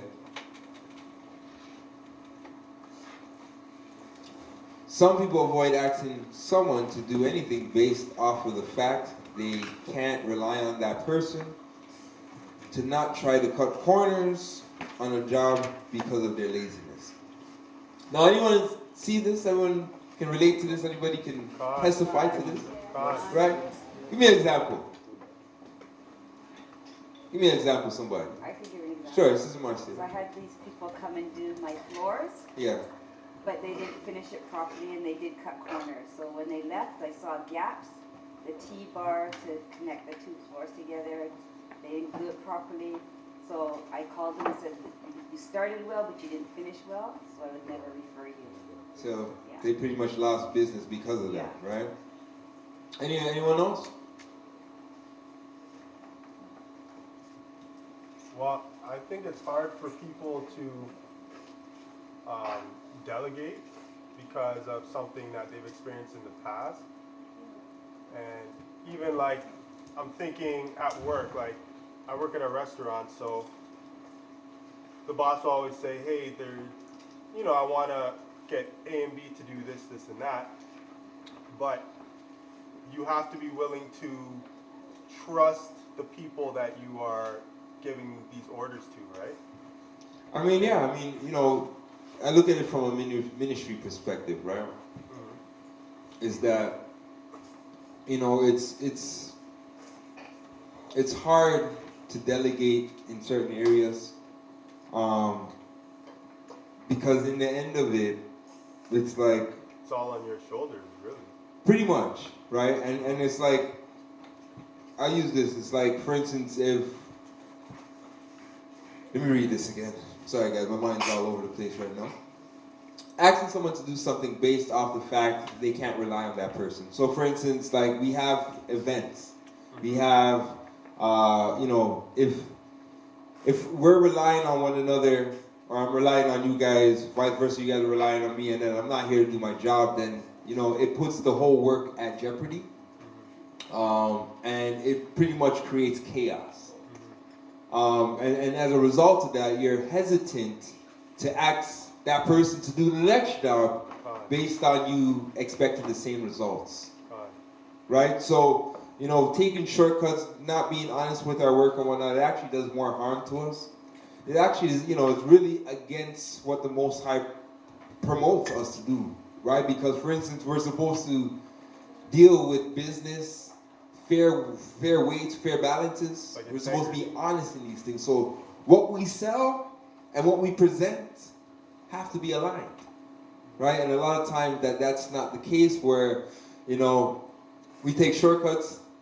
I was thinking about as watching. I don't know why I was watching this. Idle time. Titanic. And the construction of the Titanic. And they took shortcuts on the type of metal they would use, and how much safety boats they would have, and we can see how that cost them a lot. So, situations like that, taking shortcuts sometimes could even put people's life in jeopardy, right? So this is where, we got to have good work ethics. But I see this, as I said, I see this in my field, where it's hard working with people that operate like this, right? But this is what I would say. Because society kind of has set us up to some degree to have sluggerish characteristics. And I realize this because lately I've been studying, and I'm like, hold on, I go work, I come home, study. I could be doing a little bit more and taking away a little bit from my TV idle time, so to speak, right? But what I'm trying to say is basically we go to work, you do your 8 hours at work, some even do longer than that. By the time you come home, what do you want to do? Relax. Sit down and relax and do nothing. Huh? Then you do, how much hours of that do we do? Right? Well, I can say, let me see. I come home, 2:30, 3 o'clock. From 3 o'clock to 11 o'clock, how much hours is that? 8 hours. About 8 hours. Yeah. Right? And we go to bed and we do it again. So by default of being tired just off of work itself, it causes us in other areas to be a little bit more stagnant, sluggish. And, to some degree where we justify, like me, I'll justify and say, well, boy, I work 2 jobs, I have the ministry, my head, I have mental questions and stuff I have to deal with. And then, you justify it throughout the years saying, I just need some time to rest my brain. But then I look at sisters, because sisters in the program are a little bit different than brothers. And I look at the sisters then, right? So the sisters then will go to work, and I'm going to say majority, not all. We got sluggers too, but majority. Majority, right? I'll be fair. It's on both sides. But sisters will go to work, come home, cook, clean, pack your lunch, checking the kids, laundry, groceries. And this is going to be in one day, guys. So when I start weighing it like that, I'm like, I could probably be doing a little bit more. Just a little bit more. Maybe just a little. Right? So, I'm looking at that, and as I said, even right now, I come home, I'm still doing a little bit of studying and whatnot, and I'm looking at that, and I'm saying to myself, boy, I probably could be doing a little bit more here. And, I highlight that. Why? Because as I said, I think a lot of us, we could be hard workers, and because we're so hard workers, we work and whatnot, by the time we come home, we just want to tire and relax and whatnot. But it takes away from some of the things that we should be delegating time to. You know what I mean? Whether it's our quiet time, whether it's our reading time, whether it's things that is going to help us be better and pushing this gospel to the four corners of the earth. You see what I'm saying? So there's things where we can, rather than 8 hours, I say, okay, I'm gonna have 5 hours and use 3 hours just to better myself spiritually, or maybe even be financially, or maybe depending on, your scenario or whatnot, right? Let's continue though. Let's get Proverbs chapter 13. Book of Proverbs chapter 13. We're going to read 4. I'm just going to jump around here to 20 and then back to 13. The soul of the sluggard desired and had nothing, but the soul of the diligent shall be made fat. The sluggard will not, Proverbs 20 and 4, the sluggard will not plow by reason of the cold, therefore shall he beg and harvest and have nothing. All right. And the commentary here says, if you do nothing, don't expect to have anything. Be ready to work in any season that comes for following the Most High as well. And that comes with following the Most High as well, right? So it says, the sluggard has desire and has nothing, but the soul of the diligent shall be made fat. Right? So we see the difference where and you know what, and sometimes we talk to people like this. I'm gonna say, growing up, whatnot. You ever met a person that wants everything? When you ask them how they're gonna get it, they have no clue. And at times we gotta be careful of that. So nothing wrong with having a desire, but at the same time, we have to have the wisdom and the means and execution to make those desires a reality. So, I look at, a lot of times, let me not say that. A lot of times, me and my significant other, we have discussions or whatnot. And sometimes working hard for what you want you have to be able to make sacrifices. Huh? God. So, for instance, I can't want to do everything and be everywhere and partake in everything and expect to build myself up. You know what I mean? So you have some people that don't understand of making the sacrifice in order to get what they want, and therefore will look at every other way they can possibly get it without making the sacrifice. And that's something we have to be, careful, right?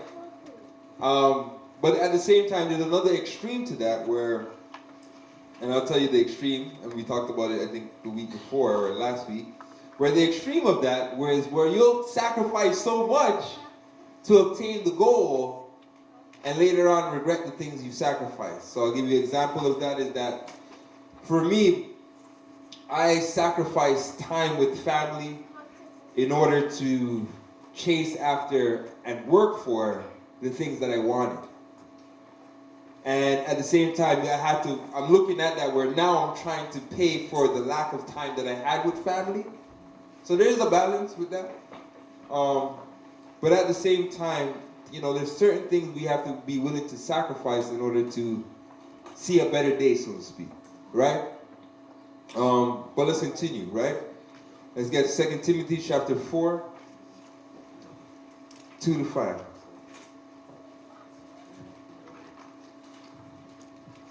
When you're there, say con, please.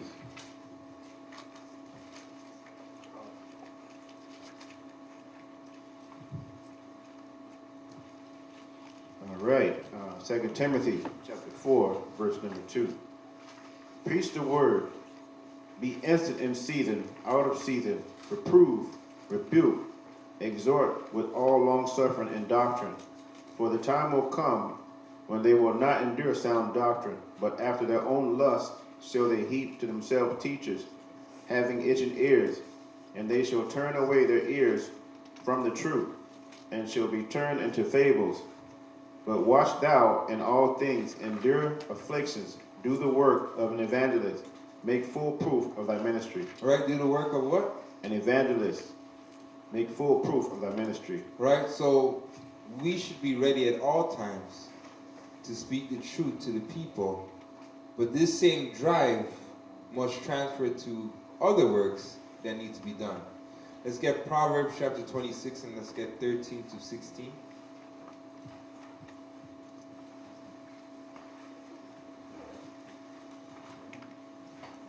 Yep. Proverbs chapter 26, verse number 13. The slothful man said, there is a lion in the way, a lion is in the streets. As the door turned upon his hinges, so doth the slothful upon his bed. A slothful hideth his hand in his bosom, it grieveth him to bring it again to his mouth. The sluggard is wiser in his own conceit than 7 men that can render a reason. Read that again. The sluggard is wiser in his own conceit than 7 men that can render a reason. All right, and it reads, I'm just reading the commentary. Those who are lazy look to make excuses as to why they can't do something, even to the point of lying.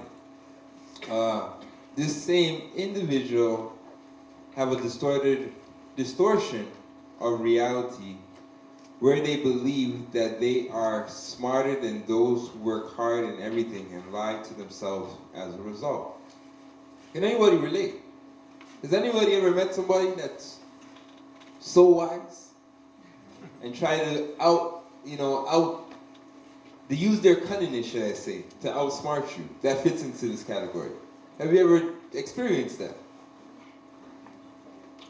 You have people like that, right? Let's continue though. I won't give any examples on that. In case I highlight a family member and they come back to the truth and say, why you're talking about me? Right? But we've seen that, right? Where, people will, and to some degree, the levels of excuses that you would get, to some degree, you start to wonder if there's any fear. Because I could think of scenarios where people have lied on the passing of family members, loved ones, in order for, you know what I mean, people to feel pity and you know, remorse, and for them to get something from somebody. I've seen that, right?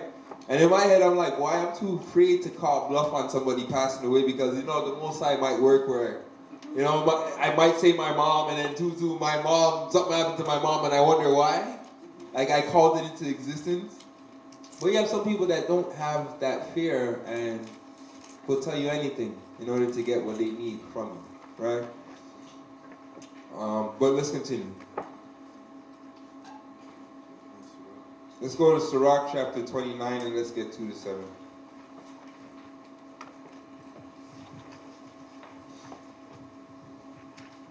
All right, in the book of Sirach, chapter 29, verse number 2. Lend to thy neighbor in time of his need, and pay thou thy neighbor again in due season. Read that again. Lend to thy neighbor in time of his need, and pay thou thy neighbor again in due season. Go on. Keep thy word and deal faithfully with him, and thou shalt always find the thing that is necessary for thee. Right? So we operate this, right? Because there's, for instance, all of us, you know, there's circumstances that will come. And we're heading in a time where things, you know, water is about to dry up the way how things are going. So what I'm saying is that, yes, challenges will come. Some of us will face challenges financially. And all of us are going through, I believe, so all of us are going through something as we currently speak, right? But with that being said, read it again. Keep thy word and deal faithfully with him, and thou shalt always find the thing that is necessary for thee. But if we deal faithfully with one another, building that trust, building that, I'm going to say that economy within ourselves, we can build something that, you know what, we can help one another up. But that system really also relies on trust from both ends. You see what I'm saying? And that's, for us, that's the hardest part to overcome, is that trust. Because, you know, we've been burned. A lot of us, we've been burned helping and trying, you know what I mean? But in a perfect system is, if we do the things we say, then, you know, for instance, if I, you know, borrowed from Brother Shamar and I said, boy, brother, I need to this time, and that time comes and I was able to get out of the scenario that I was in and give back my brother his fund, what do you think happens the next time? God forbid. I mean, God forbid, because we don't want to be continually going in and out of the hole, so to speak, but God forbid. But what happens the next time if I ever have to ask Brother Shamar again? He'll be willing to give it to me, because he understands that my word is my bond. And, you know, that's something even prior to the truth, you know, coming from street upbringing, it was like your word meant everything. You couldn't say you're going to do something and don't do it, and that not be held against you. And, you know, being of those that are in the truth, we have to kind of grow into a time period, or we have to grow, should I say, where our word means everything. And I know that that comes with challenge, because I tell you the truth. I'll tell somebody, like, that's another story. I'm supposed to do something for someone on Sunday. I forgot. And I'm saying there's going to be times where we forget. But it's our obligation and our duty to make sure that, okay, you know what, I forgot, but I need to restore and do, I still need to accomplish what I said I was going to do and get it done. We're just praying that it's not too late, so to speak, which in my scenario I don't think it's too late. But nonetheless, we still have to fulfill the agreements that we've made. And I'm saying that because I said things will happen, times will happen, but in the end of the day, when it's all said and done, I want to make sure that that agreement that I had with my brother and my sister, that I fulfilled it, or they fulfilled it. Right? Go on. Verse number 4. Many, when a thing was lent them, reckon it to be found, and put them to trouble that helped them. Right? So many of who you've helped, they forgot that you helped them. And they're like, you know what, this money, I came across this. Go on. Till he hath received, he will kiss a man's hand, and for his neighbor's money, he will speak submissively. But when he should repay, he will prolong the time and return words of grief and complain of the time. Right, and this is what we do not want. But we've seen this, right? And it's like me, I don't even, I'm like, guys, I have this lesson to do today. And I'm like, this is a good lesson. It's an old lesson, but it's a good lesson. But it still hits like it's brand new because we've experienced this. You know, where you loan money to someone and you, go on.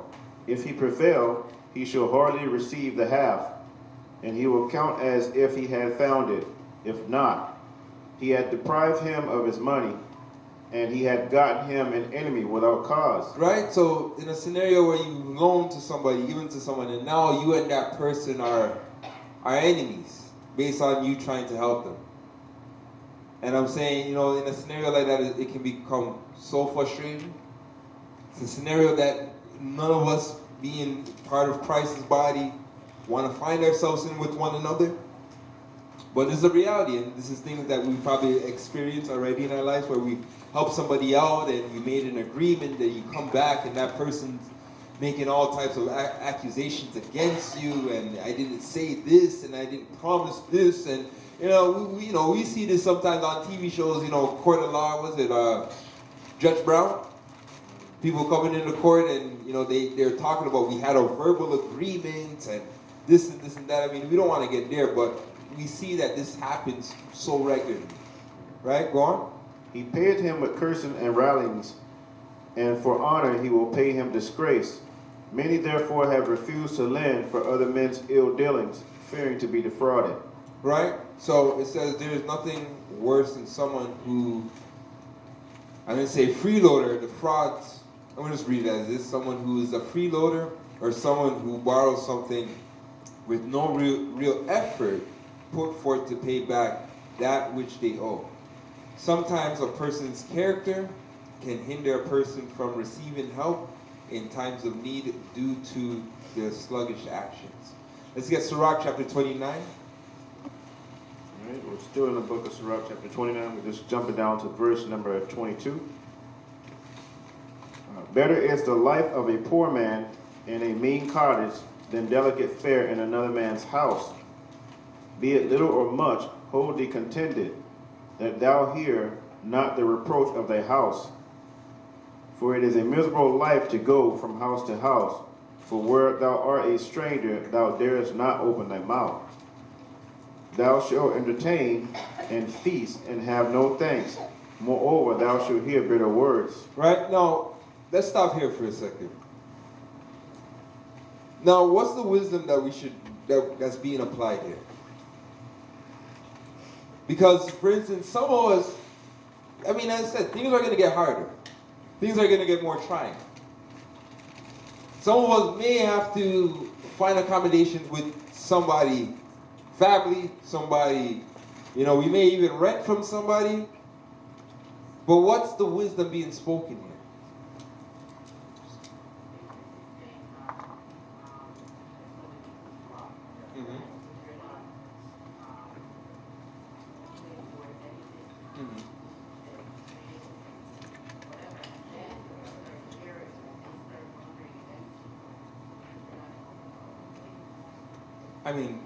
Definitely goes into that. But I'm going to touch on something else as well. And it says, because as I said, I've experienced this, I've lived this, I know this, I've seen other scenarios, right? But this is the wisdom, this is giving us the wisdom that, hey, say if you're under somebody's roof,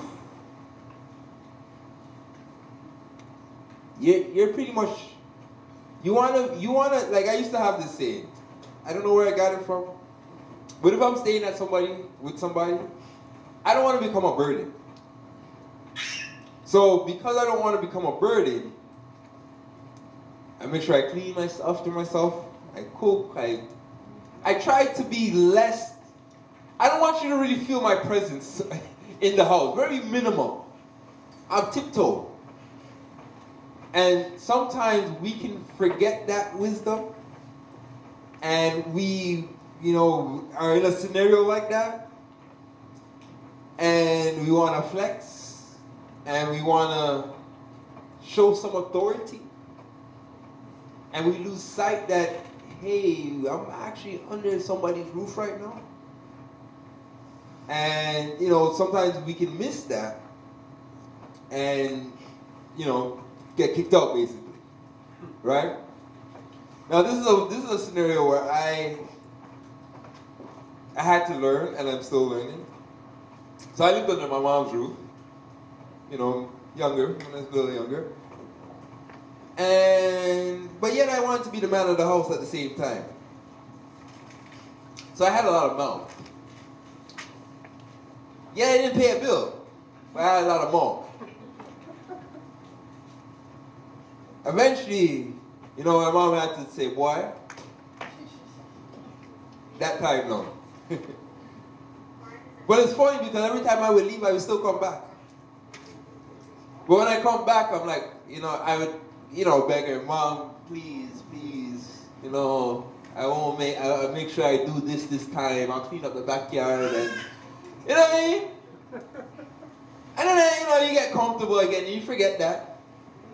And, so it became a cycle where it took me a while to learn that, hey, I'm under my mom's roof. And before I hear any reproach, apply myself. Don't become an extra burden. And contribute to make life a little bit easier. And, that's the wisdom you want to have if you're if you're under somebody's roof right now. Right? Because as I said, there's going to be times, right now with children, there's rough times. And then there's some people that this is the scenario that we're in. There's going to be some people who, for instance, you know what? Somebody has a house, I'm going to rent downstairs. You may want to apply that wisdom nonetheless. Right? Because I tell you, I remember we had a scenario, this is a long time, me and my wife, we had a scenario where, I'm going to say us, we're rented downstairs, and just by cooking chicken, people were complaining. So now I could smell chicken, I smell it in the... I gave 2 months, I give you a notice, say, you have to come out of the house. I ain't looking at that like, what else could I have done? I just, you're just cooking your food, you know what I mean? But I'm saying that, also you want to be wise on who you cohabitate with, who you live, and who you're renting from, right? Because that's also wisdom in itself, right? But go on. All right. It says, thou shalt entertain and feast and have no thanks. Moreover, thou shalt hear bitter words. Come, thou stranger, and furnish a table and feed me of that thou hast ready. Give place, thou stranger, to an honorable man. My brother cometh to be lodged, and I have need of mine house. These things are grievous to a man of understanding, the upbraiding of house, room, and reproaching of the lender. All right. So we've even seen that where, as I said, we might have a room or whatnot, and the family says, you know what? I got my son and his wife, they're coming over and we're going to need the place. For that month, you're going to have to find somewhere else to stay. Right? I've heard scenarios of that as well. Or it can be a house. You're renting a house from somebody, and something happened to their house. I need you out of my house, because I don't have no house. And you know what I mean? I've seen some things to some degree we can avoid. But at the same time, this is giving us wisdom on what to expect in certain scenarios, right? Go on. That's it, right? So there are many in the truth still living at home with parents. They will try to bring truth to their family, but don't do so much as wash dishes without being told. This action can be a hindrance for the person listening to the truth. A person should strive to have their own means to sustain, but when not possible, they should help in the home they are in, so not to look as a hypocrite to others' inhabitants, right? So no matter where we're staying, no matter what the circumstances of staying, is that we don't want to be sluggers. We want to contribute to the household as a whole, right? Now, does that always mean financially? No, that doesn't always mean financially. There's other things we can do to contribute to the household, right? Let's get Sirach chapter 40. Let's get 28 to 30.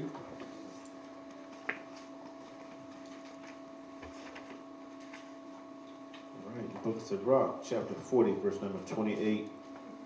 My son, lead not a beggar's life, for better it is to die than to beg.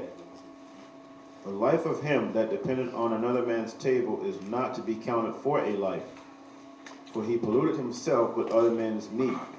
But a wise man, well nurtured, will beware thereof. Begging is sweet in the mouth of the shameless, but in the belly there shall burn a fire.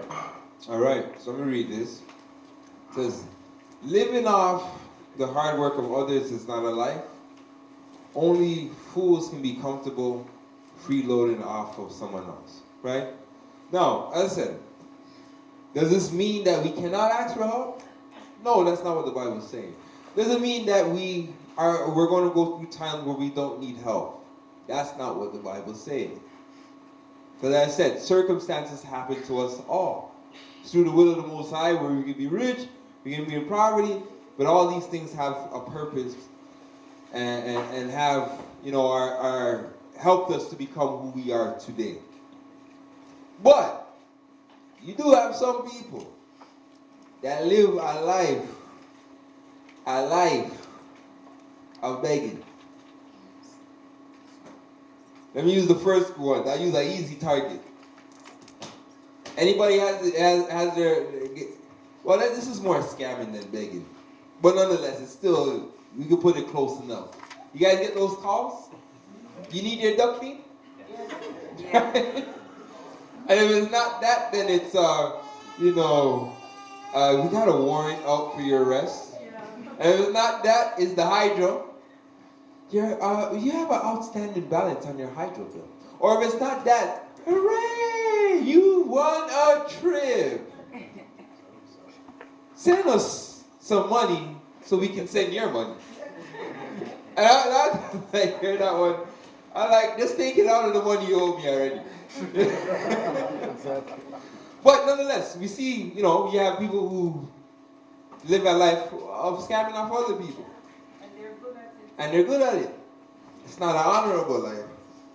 But you have people that do it. Same way how you have people that will make a life off of just begging. Right?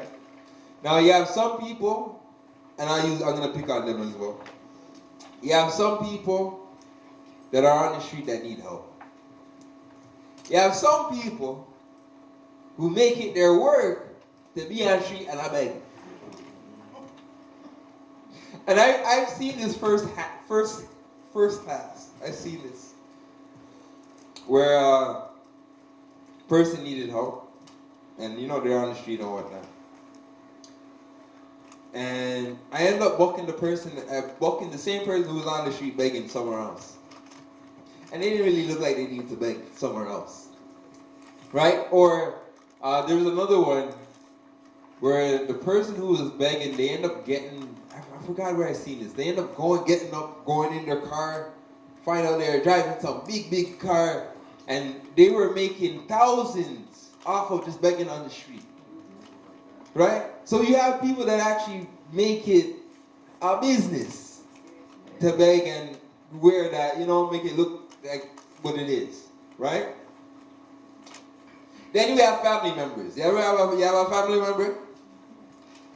I have a family member.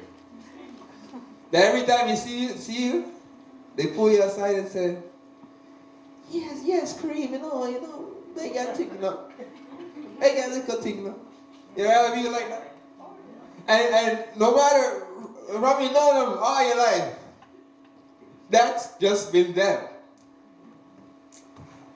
And it's people we love, it's family, it's friends, but they made it where from the longest time you know them might ask for something. And it's crazy because you don't think by time the amount of years they're asking for something, they would have something by now. It didn't work out that way, right? So let me translate it for those that probably wonder what we're talking about. So as I said, we have people that you come across in life that will capitalize knowing they can always get something from you, right? And we have to have the wisdom to understand that, to see it for what it is, But at the same time, if we are coming from that, for instance, that's who we were, then we have to understand that the Bible and what Christ has called us to doesn't promote that living, that type of living. It's not a life the Most High desired for us. Because, as I said, if we're the salt of the earth, right, and the Most High has blessed our hands, we have to understand that He has given us that free will, that freedom to create something for ourselves, right? Or to be self-sufficient, so to speak, and take pride in being self-sufficient, right? Let's continue, though. Where we at, bro? It's a rock 25 and 22. Let's get that. It says, a woman, if she maintain her husband, is full of anger. So hold on, let's wait for everyone to get there. So it's Sirach chapter 25. And we're going to go verse 22.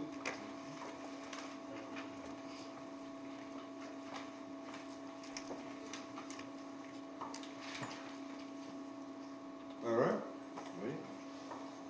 All right. Sirach 25, 22. A woman, if she maintain her husband, is full of anger, Salakia, impudence, and much reproach. All right. So it says, a man must find a means of contributing to the family structure. If you lose a job and our home, pick up a broom or find something else constructive to do, this causes great strain on the family and can cause deep-seated anger between spouses, right? So, what's the wisdom here for the brothers? Wisdom here is, brothers, we still gotta find something to do, right? Now, once again, I was watching something, and it was going into, for instance, how the dynamics changed. And it was talking about, men and women, and for instance, majority women today, for instance, will look to marry a man that is, making 100 plus a year, basically, right? And if they marry something outside of that, they're marrying down. You guys heard that kind of talk before, right? Now, on the flip side, what the guy was saying, for the longest time when men were the breadwinners, we never looked at sisters as in we're marrying down. Because it was looked at as in this is our job, so to speak, to take care of the family as a whole. But now where society has, especially in the black community, has kind of flipped the roles, where majority of the prominent positions are given to sisters, where now through that, sisters will look down on brothers and say, well, you're not on my level. Not fully understanding that the society is also part of this dynamic. Because as I said, Satan knows the Bible, okay? So Satan says, okay, you know what? A woman, if she abstains her husband, is full of anger. All right, you know what? Let's take away jobs from the men, promote the sisters, so sisters now become the main breadwinner, and that will cause dispute and dysfunction and frustration within the household, especially when we have TVs that show them it's not supposed to be that way. So one side of it is, as a man, we have to have the wisdom to say, okay, you know what? Right now, we may not find employment. Things are rough right now. But at the same time, what else can I do to contribute so that this house functions in order? On the other side, sisters have to say, okay, you know what? Based on how, Jacob's trouble, how they've shifted the tides and whatnot, I may be the breadwinner of this house. But at the end of the day, what I'm bringing in is to strengthen this family as a whole. It doesn't determine my position in the house. Well, I'm making the money in the house, so I'm the man of the house now. Because that also has happened through that shift of, dynamic, so to speak, right? So for the sisters that are in that position, we got to say, okay, you know what? In the end of the day, as a unit, this is where we're here to build together. As husbands, we have to have the wisdom to say, okay, right now, this is how I can help. this is what I may do. You know what I mean? I may have to fix stuff around the house. I may have to do the dishes, watch the kids. There's another part that I can play because in the end of the day, this is a team, and it takes teamwork for the team to prosper. Right? Huh? All right, let's continue. Let's go Testament of Issachar.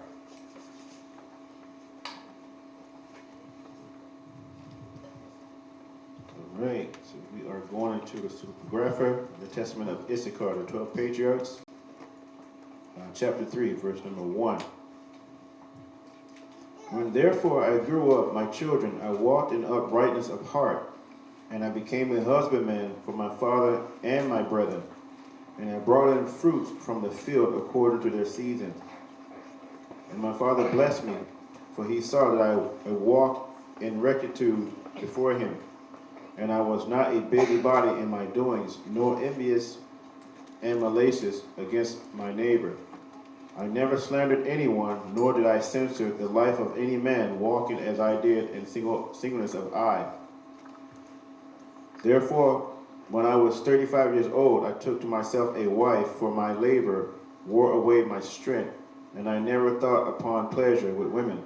But owing to my toil, sleep overcame me, and my father always rejoiced in my rectitude, because I offered through the priest to the Most High all first fruits, then to my father also. And the Most High increased 10,000-fold his benefits in my hands. And also Jacob my father knew that the Most High aided my singleness. All right, let me read the commentary. So just like today, Issachar works hard and didn't look to the other foolishness which could have come through idleness. Issachar was blessed by his father because of his desire to work hard and not become entangled in foolishness, right? Now, one of the things I want to highlight here, it's really going to the men. And I want to read the part where he took a wife. All right. Therefore, when I was 35 years old, I took to myself a wife, for my labor wore away my strength, and I never thought upon pleasure with women. Right? Now, I'm not going to say, wait till you're 35, brothers, to start looking about a wife. I'm not going to say that. But what I would say is that before we desire to have a wife, we should desire to set up ourselves so that we can maintain and take care of our households. And that's what Issachar did. He spent the majority of his life building, working, building up himself, so that when he was afforded with a wife, he would be in the position to nurture her, to take care of his family as a whole, right? Now, in certain parts of the world, they still uphold this tradition where a man would kind of have to show what he has in order to get the wife he would want to marry, right? Now, on another wisdom, on another place to go with this, maybe not the right place, but it's definitely a place to go with this, is being a self-sufficient man. What does that give us the ability to do when it comes to a wife? Make decisions. Making decisions. God, make the right decisions. So, for instance, as a man of integrity, right? Because, and sisters, tell me if I'm wrong, right? I'm going to say, I believe every sister would like to have a good man to lead the way, so to speak. Is that a fair statement?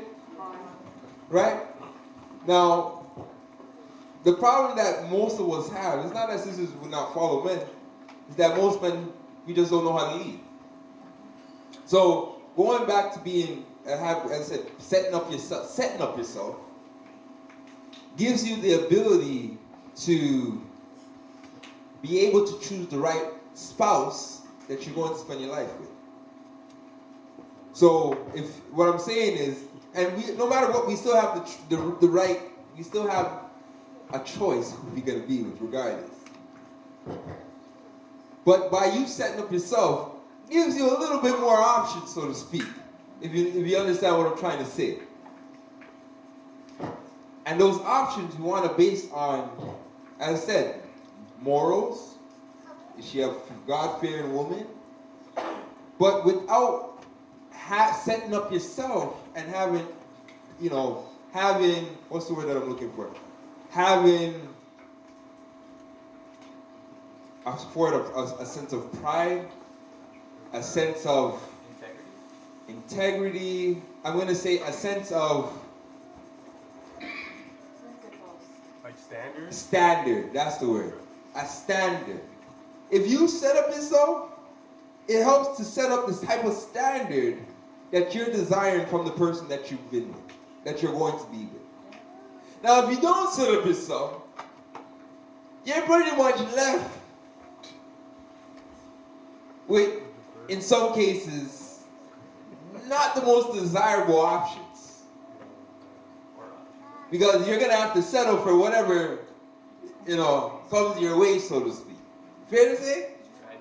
And it might not be the best scenario to put yourself in, speaking long term. So, by us setting up ourselves as men, gives us a little bit more control in terms of the decisions we make. And I'm going to say on the flip side, for sisters, I tell you this, I'll give you a key secret about men. If you didn't get this, I'll give it to you. No. Every man, I'm going to say, okay, maybe not every, I'll use 99.8%, 2% left. Men love and desire a self-sufficient, strong woman. Is that a fair statement? So, with that being said, while men are setting up ourselves waiting for our perfect wife, we need sisters also to set up themselves. Because it just makes, in the end of the day, who benefits from it? The house. The house as a whole. The children. Right? So, is there anyone else's on? What kind of certificate would you have? We know when you can put them on the house. I mean, that's the minimum. That's the minimum. To be honest, I'm going to highlight that to some degree that's a lost art and trade. So, being able to do that, because as I said, sisters are a little bit more, they don't, like men, we can be idle, we can procrastinate. So sisters, you guys can do that and have a good education and set yourself up. You don't have to be technically education or whatnot. There's other things you can do and whatnot. Right? You have sisters that have their own businesses off of just sewing. You have sisters that have their businesses off of just doing here. There's so many other ways, but the whole ideal and what I'm just trying to say is that if he's setting up himself and you're setting up yourself, then that makes that union even stronger. Because you might fall on rough times and he has to hold for it. He might fall on rough times and you may have to fort, but in the end of the day, if you guys are both self-sufficient and whatnot, then, like there's parables that tell you 3 are better than 1. Right? You have 3 strands, which is stronger compared to the 1 strand will break. Right? Summarizing some, you can find that, I believe, in Proverbs. Let's continue though. So it's 27. Go on? Yeah. 27, verse number 3. Unless a man hold himself diligently in the fear of the Most High, his house shall soon be overthrown. As one sifted with a sieve, the refuse remaineth, so the filth of a man is his talk. Right?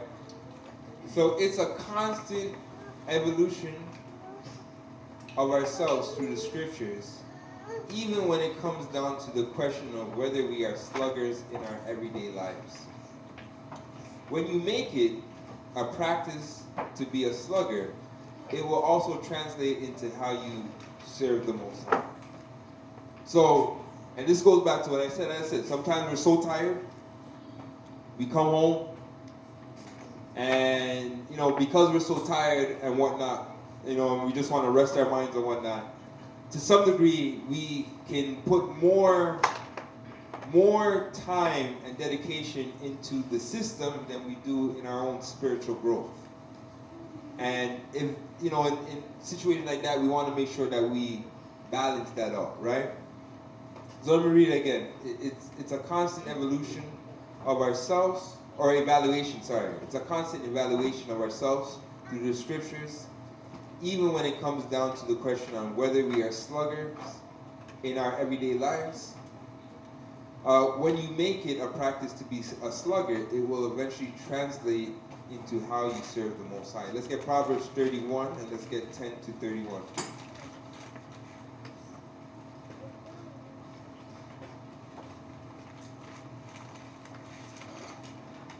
Yeah. We're in the book of Proverbs chapter 31, verse number 10. It reads, "Who can find a virtuous woman? For her price is far above rubies. The heart of her husband doeth safely trust in her, so that he shall have no need of spoil. She will do him good and not evil all the days of her life. She seeketh wool and flax, and worketh willingly with her hands. She is like the merchant ships. She bringeth her food from afar. She rises also while it is yet night, and giveth meat to her household, and a portion to her maidens. She considereth a field, and buyeth it. With the fruit of her hands she planted a vineyard. She girded her loins with strength, and strengthened her arms. She perceiveth that her merchandise is good. Her candle goeth not out by night. She laid her hands to the spindle, and her hands hold the staff. She stretcheth out her hand to the poor, yea, she reacheth forth her hands to the needy. She is not afraid of the snow for her household with scarlet. She maketh herself coverings of tapestries. Her clothing is silk and purple.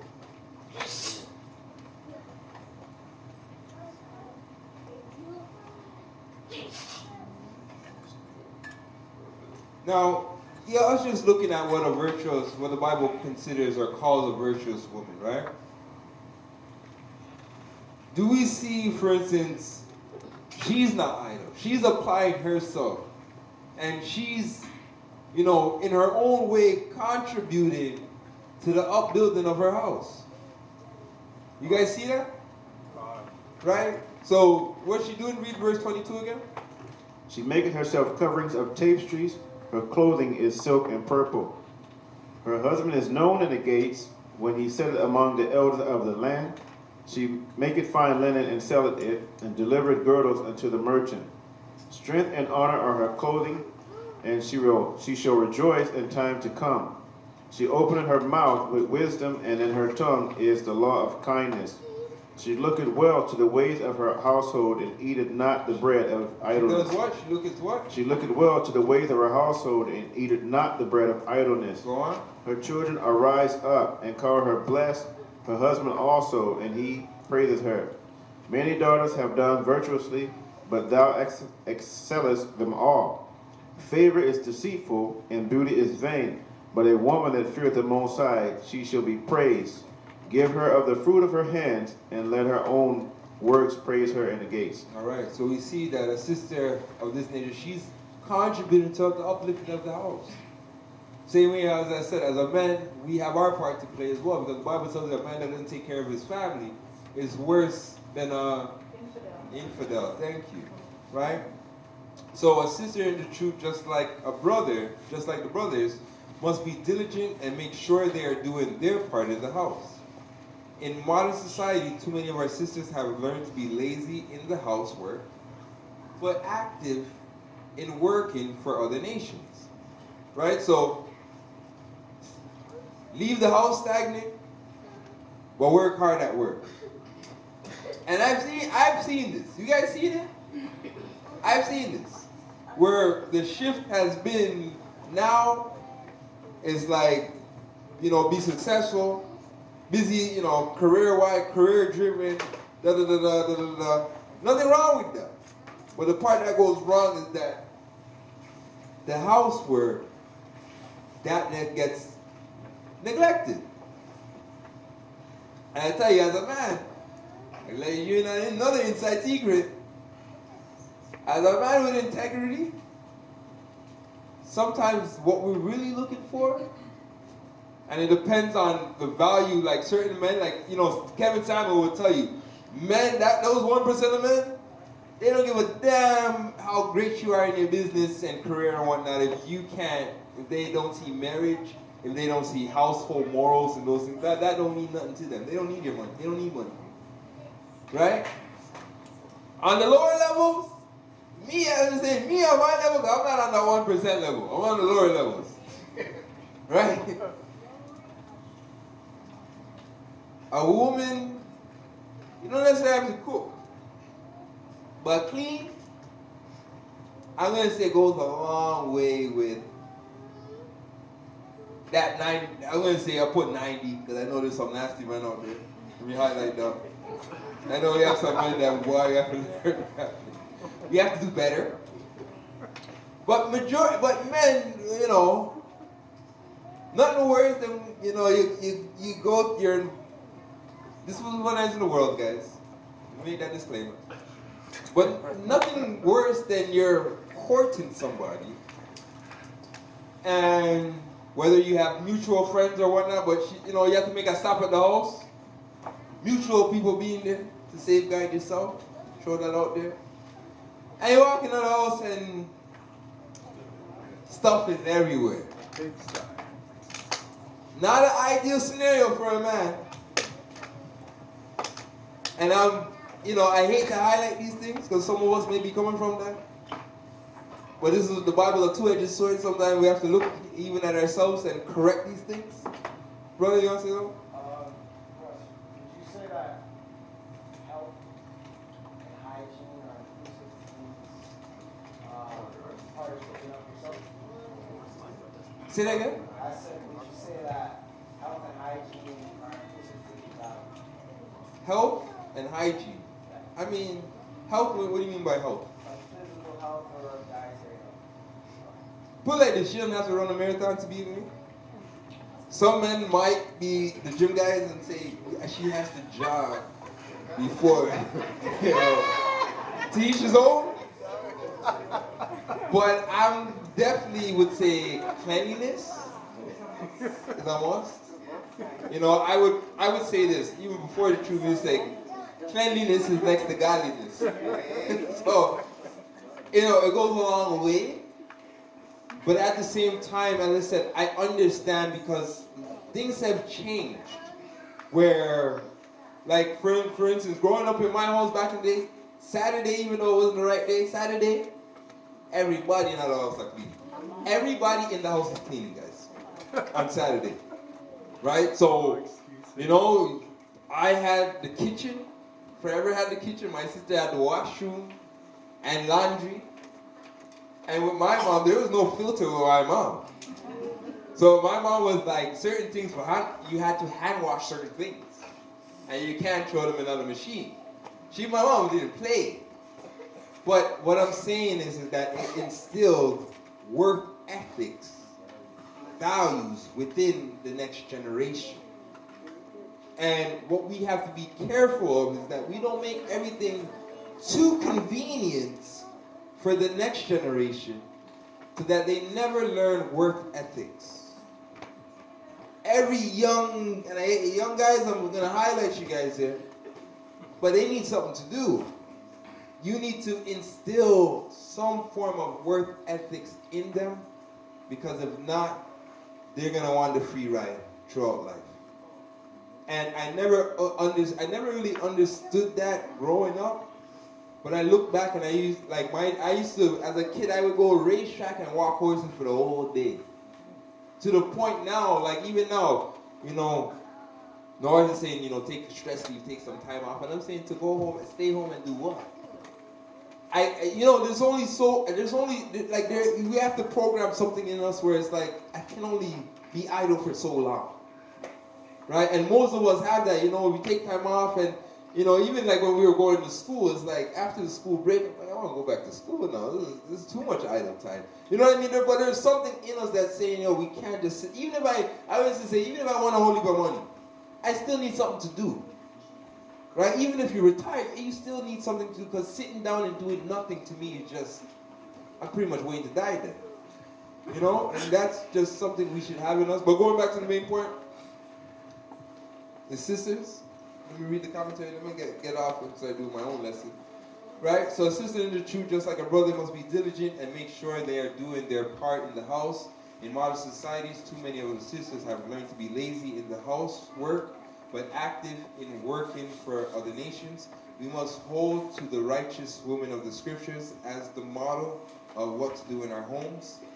The microwave instant food mentality has made for a generation of laziness, and oftentimes this translates into laziness in our diligence to uphold our families in strength. Living virtuously leaves no time for the foolishness, but always finds time to do those things which build prosperity. Right? So as I said, sisters, apply this stuff. We're living in a day and age, I give you a cheat code. If you don't know how to cook, you can go on YouTube. I'll be real. You can go on YouTube and apply yourself and get good at it. Right? I'm just saying that there's so many tools out there. Right? Now, I used to come from a lifestyle where girls used to date things every day we're going to be in a restaurant. You guys ever experienced that one? Yeah, no, I'm being serious. People think that we're going to live our lives in a restaurant. And if you've tried that, you know how pricey that can get. So in a time that we are heading into, these are just the 1-2s to help you out. Because there's going to come a time when you can't go to a restaurant. There's going to come a time when the restaurant's running out of lettuce right now, guys. Shows the time we're getting into. So with that being said, we have YouTube, we have cookbooks. Apply yourself, get creative. Even if you have to go through a small, I'm going to say a small, because if you're experimenting, start off small. Even if you have to mess up one small box of chicken to get to the point where you can cook a whole thing of chicken. Nothing wrong. I always say, I say in life, you can't make an omelet without a few broken eggs. Meaning that you're going to mess up. But eventually you'll get good at what you're doing. Let's get Matthew. Chapter 12, verse 25. Right.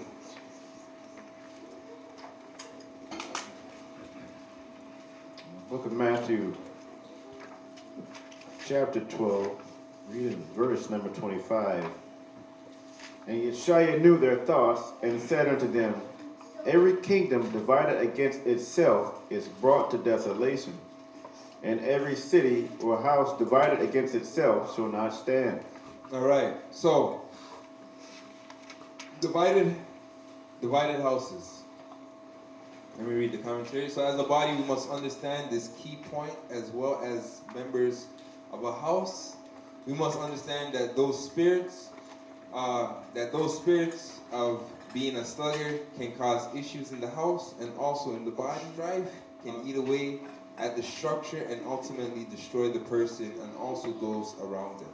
We must be on task to get things accomplished, right? So we have to understand a nation divided cannot stand, nor a house that is divided cannot stand. And we have to understand that by us not doing our part, whether it be in our house, whether it be in our ministry, it can cause strife, it can cause, parties being upset at one another. So it's very important that, we don't give room for the adversary to work. As a husband and wife, you guys sit down, discuss, responsibilities, and each part make sure they do their part to uphold those responsibilities. You want to say that, bro? Okay. Right? So, We have to understand it, right? Because at the same time we have spirits. And I remember a long time I showed that there was a spirit where I showed it through a show. It was The Help.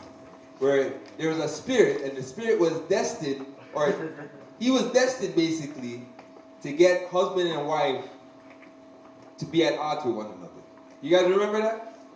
And as long as the spirit can get you two to fight one another, he continues to live on. Now, we went into Testament of Solomon, and Testament of Solomon even testified of the spirit. I showed you in a movie or a TV show, it was called Them, thank you, it was called Them, where they showed you the spirit that was focusing on dividing black families. As we can see based on the statistics, that spirit's doing a real good job. Because black families are one of the highest when it comes to divorce rate, right? So with that being said, we have to understand and not leave areas for the adversary to have to work to bring us apart. Now, with that being said, on both sides, there's going to have to be some long suffering. There's going to have to be some patience. But in the end of the day, both of us have to have the common goal in mind, and that's how to build this house together. Okay? All right, let's continue. Matthew 24. We're going into the book of Matthew, chapter 24. Picking up at verse 42, reading down to 51.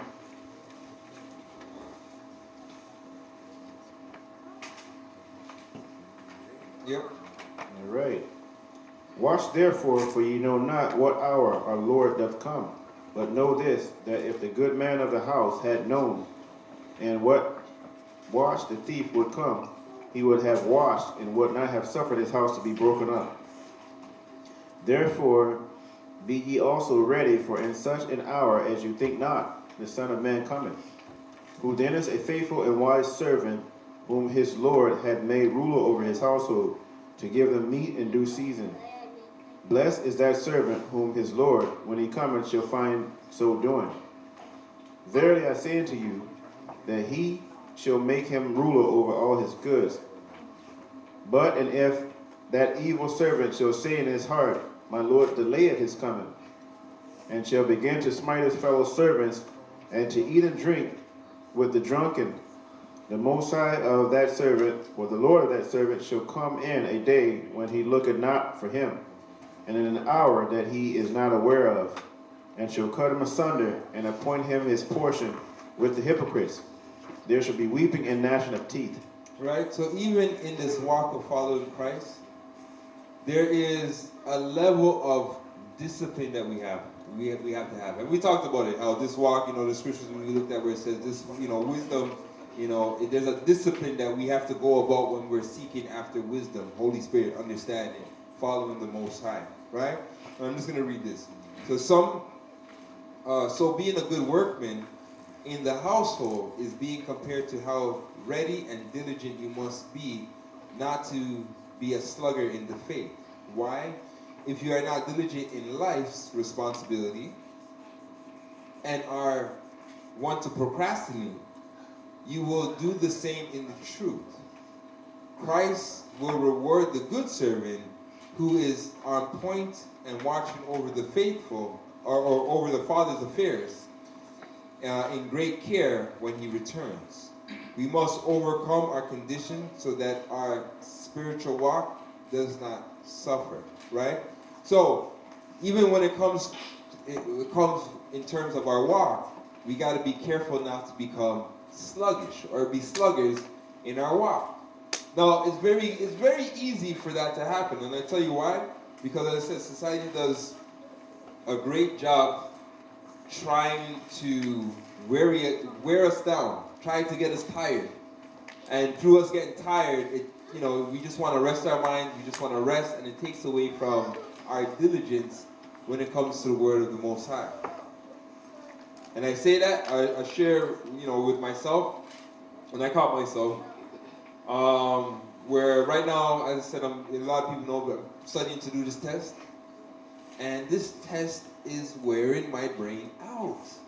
So I come home, I'm in the books, I read the books, and I go to bed, and I do it again. And I'm saying that time that I'm there reading books, and the time that I'm actually reading the book, it's affecting it.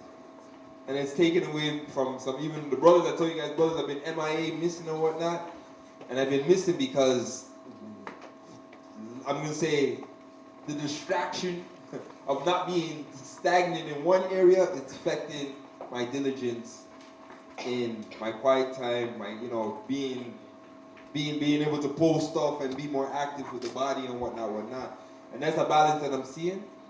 But as I said, if it's not necessarily that not doing nothing, it's just that what I'm investing into right now is it's taken away from, it's affecting my discipline to make sure that the things that are needed spiritually are not being neglected. And that's something we have to be careful. And that's why I said, sometimes with this walk, we have to understand it's a walk. We have to be diligent with our walk. We have to be diligent with the things we say and we do. And, I'm glad that I'm able to reflect on that and see that and say, okay, I have to work on that to get back on track, so to speak, right? Another area, though, and I know I'm in this as well, and I'm working on this, is procrastination. Anybody a procrastinator? Yeah, I'll put up my hand. Now, how are we working on procrastinating? I'll tell you what I do. And this is what I'm doing. This is what I'm doing because I'm combating this. I'm fighting against this. I do it right there on the spot. So my thing is like, if I know I have to do something, it's better for me to do it. If I could do it right there on the spot, it's better for me to do it right there on the spot, because what happens is that I get caught up in something else. You forget. And then it never happens. And then you go from week to week saying, boy, I was supposed to do that, you didn't do that. Right? Has anybody ever had a phone call that they needed to make, they still haven't made yet? Procrastination. So now what I do is I'll stop. Let me make this call. Speaking of that, I have 2 calls to make. And, you work on it. You know what I mean? As I said, I look at it like, brothers will say Jerusalem wasn't built over one night. It's, we're working on strengthening these areas. Right? So I highlight that, as I said, because it also can affect the work. And what I've done being mindful of that is that when it comes to the Most High's work, I try to be more diligent. I'm not perfect yet, but I try to be more diligent because I understand that it's the Most High work and it's important and it affects so much. And that's the same perspective where, in our own personal thing, we may need some work on that. But when it comes to the Most High's work, we have to work to the point where there's no excuse to let us be slothful in the work that He has given us. Okay? All right, let's continue. We're almost there. Matthew? Romans? Let's get Romans 13.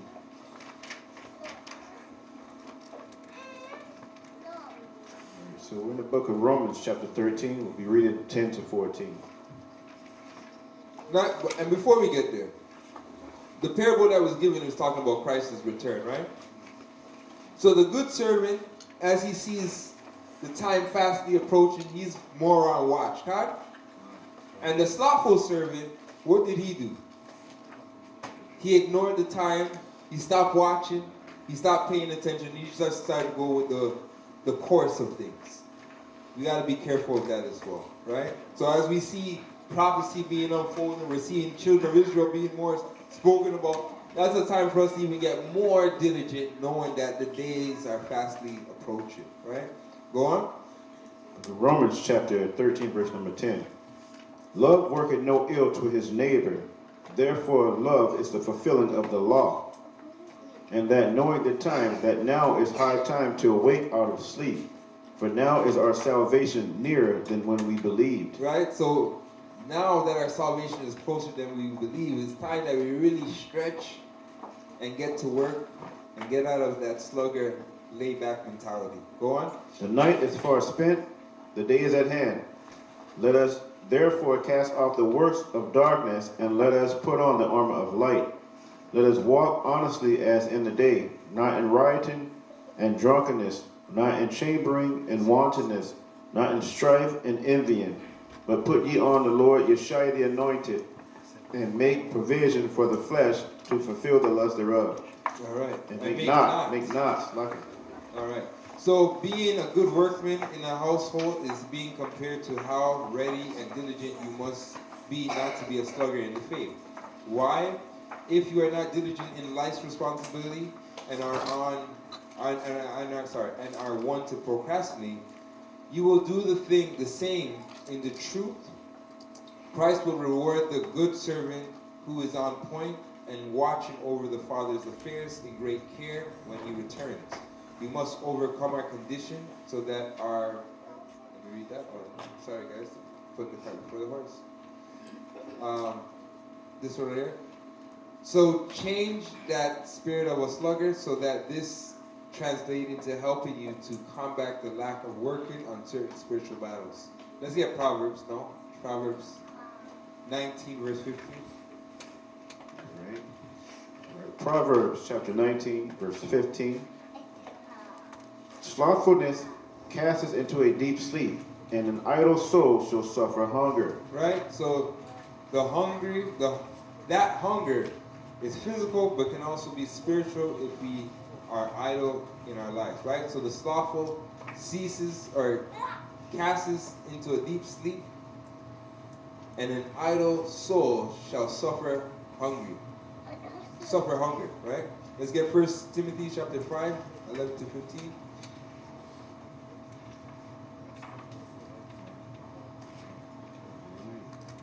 Yep. 1 Timothy chapter 5, verse number 11. But the younger widows refuse, for when they have begun to wax wanton against Christ, they will marry, having damnation because they have cast off their first faith. And withal they learn to be idle, wandering about from house to house, and not only idle, but tattlers also, and busybodies, speaking things which they ought not. I will therefore that the younger women marry, bear children, and guide the house, give none occasion to the adversary to speak reproachfully, for some are already turned aside after Satan. All right, so idleness can cause opportunity for Satan to come in and tempt us into committing foolishness. Let's get Romans chapter 6, 5 to 8. Right. And this is our closing on scripture, yeah? Right. Book of Romans chapter 6, verse number 5. For if we have been planted together in likeness of his death, we shall also be in the likeness of his resurrection, knowing this, that our old man is crucified with him, that the body of sin might be destroyed, that henceforth we should not serve sin. For he that is dead is freed from sin. Now if we be dead with Christ, we believe that we shall also live with him. Right, so often our old selves was one of procrastination and sluggard behavior. However, Christ was no sluggard. We are to follow Christ's example and shun our former selves so that we can live with him in the kingdom. With that being said, shalom, family. Shalom. Now, as a whole, right, what benefits will this have on us? So, for instance, like I said, we looked at it from individual, household, right, from an individual perspective, men not to be idle, not to be sluggards, apply ourselves. Sisters on the other side as well, to do their part as well. And then we talked about that from a church perspective. But if everybody has this system in place, what does this do for us as a whole? Strengthens us, right? It makes us where we now as a whole can be self-sufficient. And I tell you guys, we're headed in a time where we're going to have towns without walls. towns without walls means, you know what? We're gonna have, I just said it, towns without walls, I don't know how to repeat myself on that. But I'm saying with that, we're gonna need some farmers. We're gonna need I know I'm gonna need a haircut. We're gonna need some barbers. We're gonna need some warriors. We're gonna need some guys, some people who can build shelters. You can't build a wall though, but you can build a shelter, right? What else? We're gonna need some guys who can do the farming aspect of it. We're gonna need some men that can kill the meat. You know, some of us are shell shocked. I told you guys about me and the fish. I can't kill fish and eat it. So, you know, we're going to need people to uphold a society as once we leave this society. So with that being said, all of us have a part to play in this. Christ is all calling us. All of us, we have skills and talents that we didn't even know. Some of us are even learning and doing these things right now to uphold this system. Eventually the Most High will pull us out of this, and we will have to set up something for ourselves. And that's what we should be working towards. And so I encourage everybody, as I said, continue to work to build your family, to build your house, but most of all, continue to work to also build your nation and your people, right? So I share that. I say for us brothers, because, you know, and I share this with you, Brother Shemar, and I'm saying, like, even right now, me focusing on getting my license, part of it is doing it because I get paid, part of it is doing it, they got money on the table, but my main driving force is that I can be able to help more in areas that need help. So if I'm making a little bit extra more, that means I got a little extra more that can probably help somebody who doesn't have. And that's how I'm looking at it, because at the end of the day, when it comes to help for us, there's not many things out there to really help us besides us. So we have to now position ourselves where we can be self-sufficient to take care of ourselves. Because if it's like Afroville, and if you guys get a chance, watch history on Afroville. They're not going to set up any roads for us. They're not even going to be, you know, they didn't pave the roads. They're not paving our roads for us. They're not, if it's like the guy that they ain't giving us no plumbing. They ain't sending no food our way. And we're really going to have to take care of ourselves. And that's what the near future really holds. And if you want to be taken care of, you know what you have to do. You have to get your mark, your servitude, your badge of servitude. And that's the only options that are left for us. So we're coming in a time where we're going to need everybody, and we're going to have to take care of one another. And we want to make sure that we all play our part. And we don't have, you know, too much people that are trying to live the life of the beggar, so to speak. Right? But let me at the same time say, if you're in need and help, at the same time, as people of the Most High and as family, we should be able to help one another. But at the same time, we want to make sure that we're honest with one another as well. Right? So I'll leave that there. Any questions, statements? And as I said, it was an old one, but it's well needed because we're still we're heading in that time. Brother Hudson? I know on broadcast now, Elder Aria is really showing off his self-sufficient lifestyle, like working the fields, buying honeybees and all that stuff. Are we to look to do the same thing if we can afford to do so, like buying land? Buying what? Buying land and starting a farm. Put it like this. I don't have the authority to issue such thing. We make those connections. So young adults, that's the age group from 19 to 21. You guys will be up first. We will be starting that December 17th, like we spoke about. So just write that down, keep a mental note. Past news, because we're also, as I said, we're going to be looking at youth ministry. So it'll be youth and young adults. But we're going to start with the young adults, 19 to 21, on the 17th. And then we'll follow with the ages 13 to 18 on the week after that. And that is it for the announcements. Thank you, guys.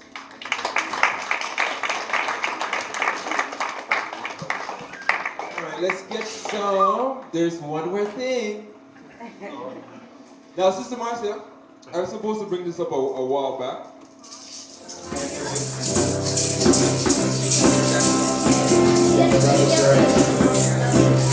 Piano, turn it up.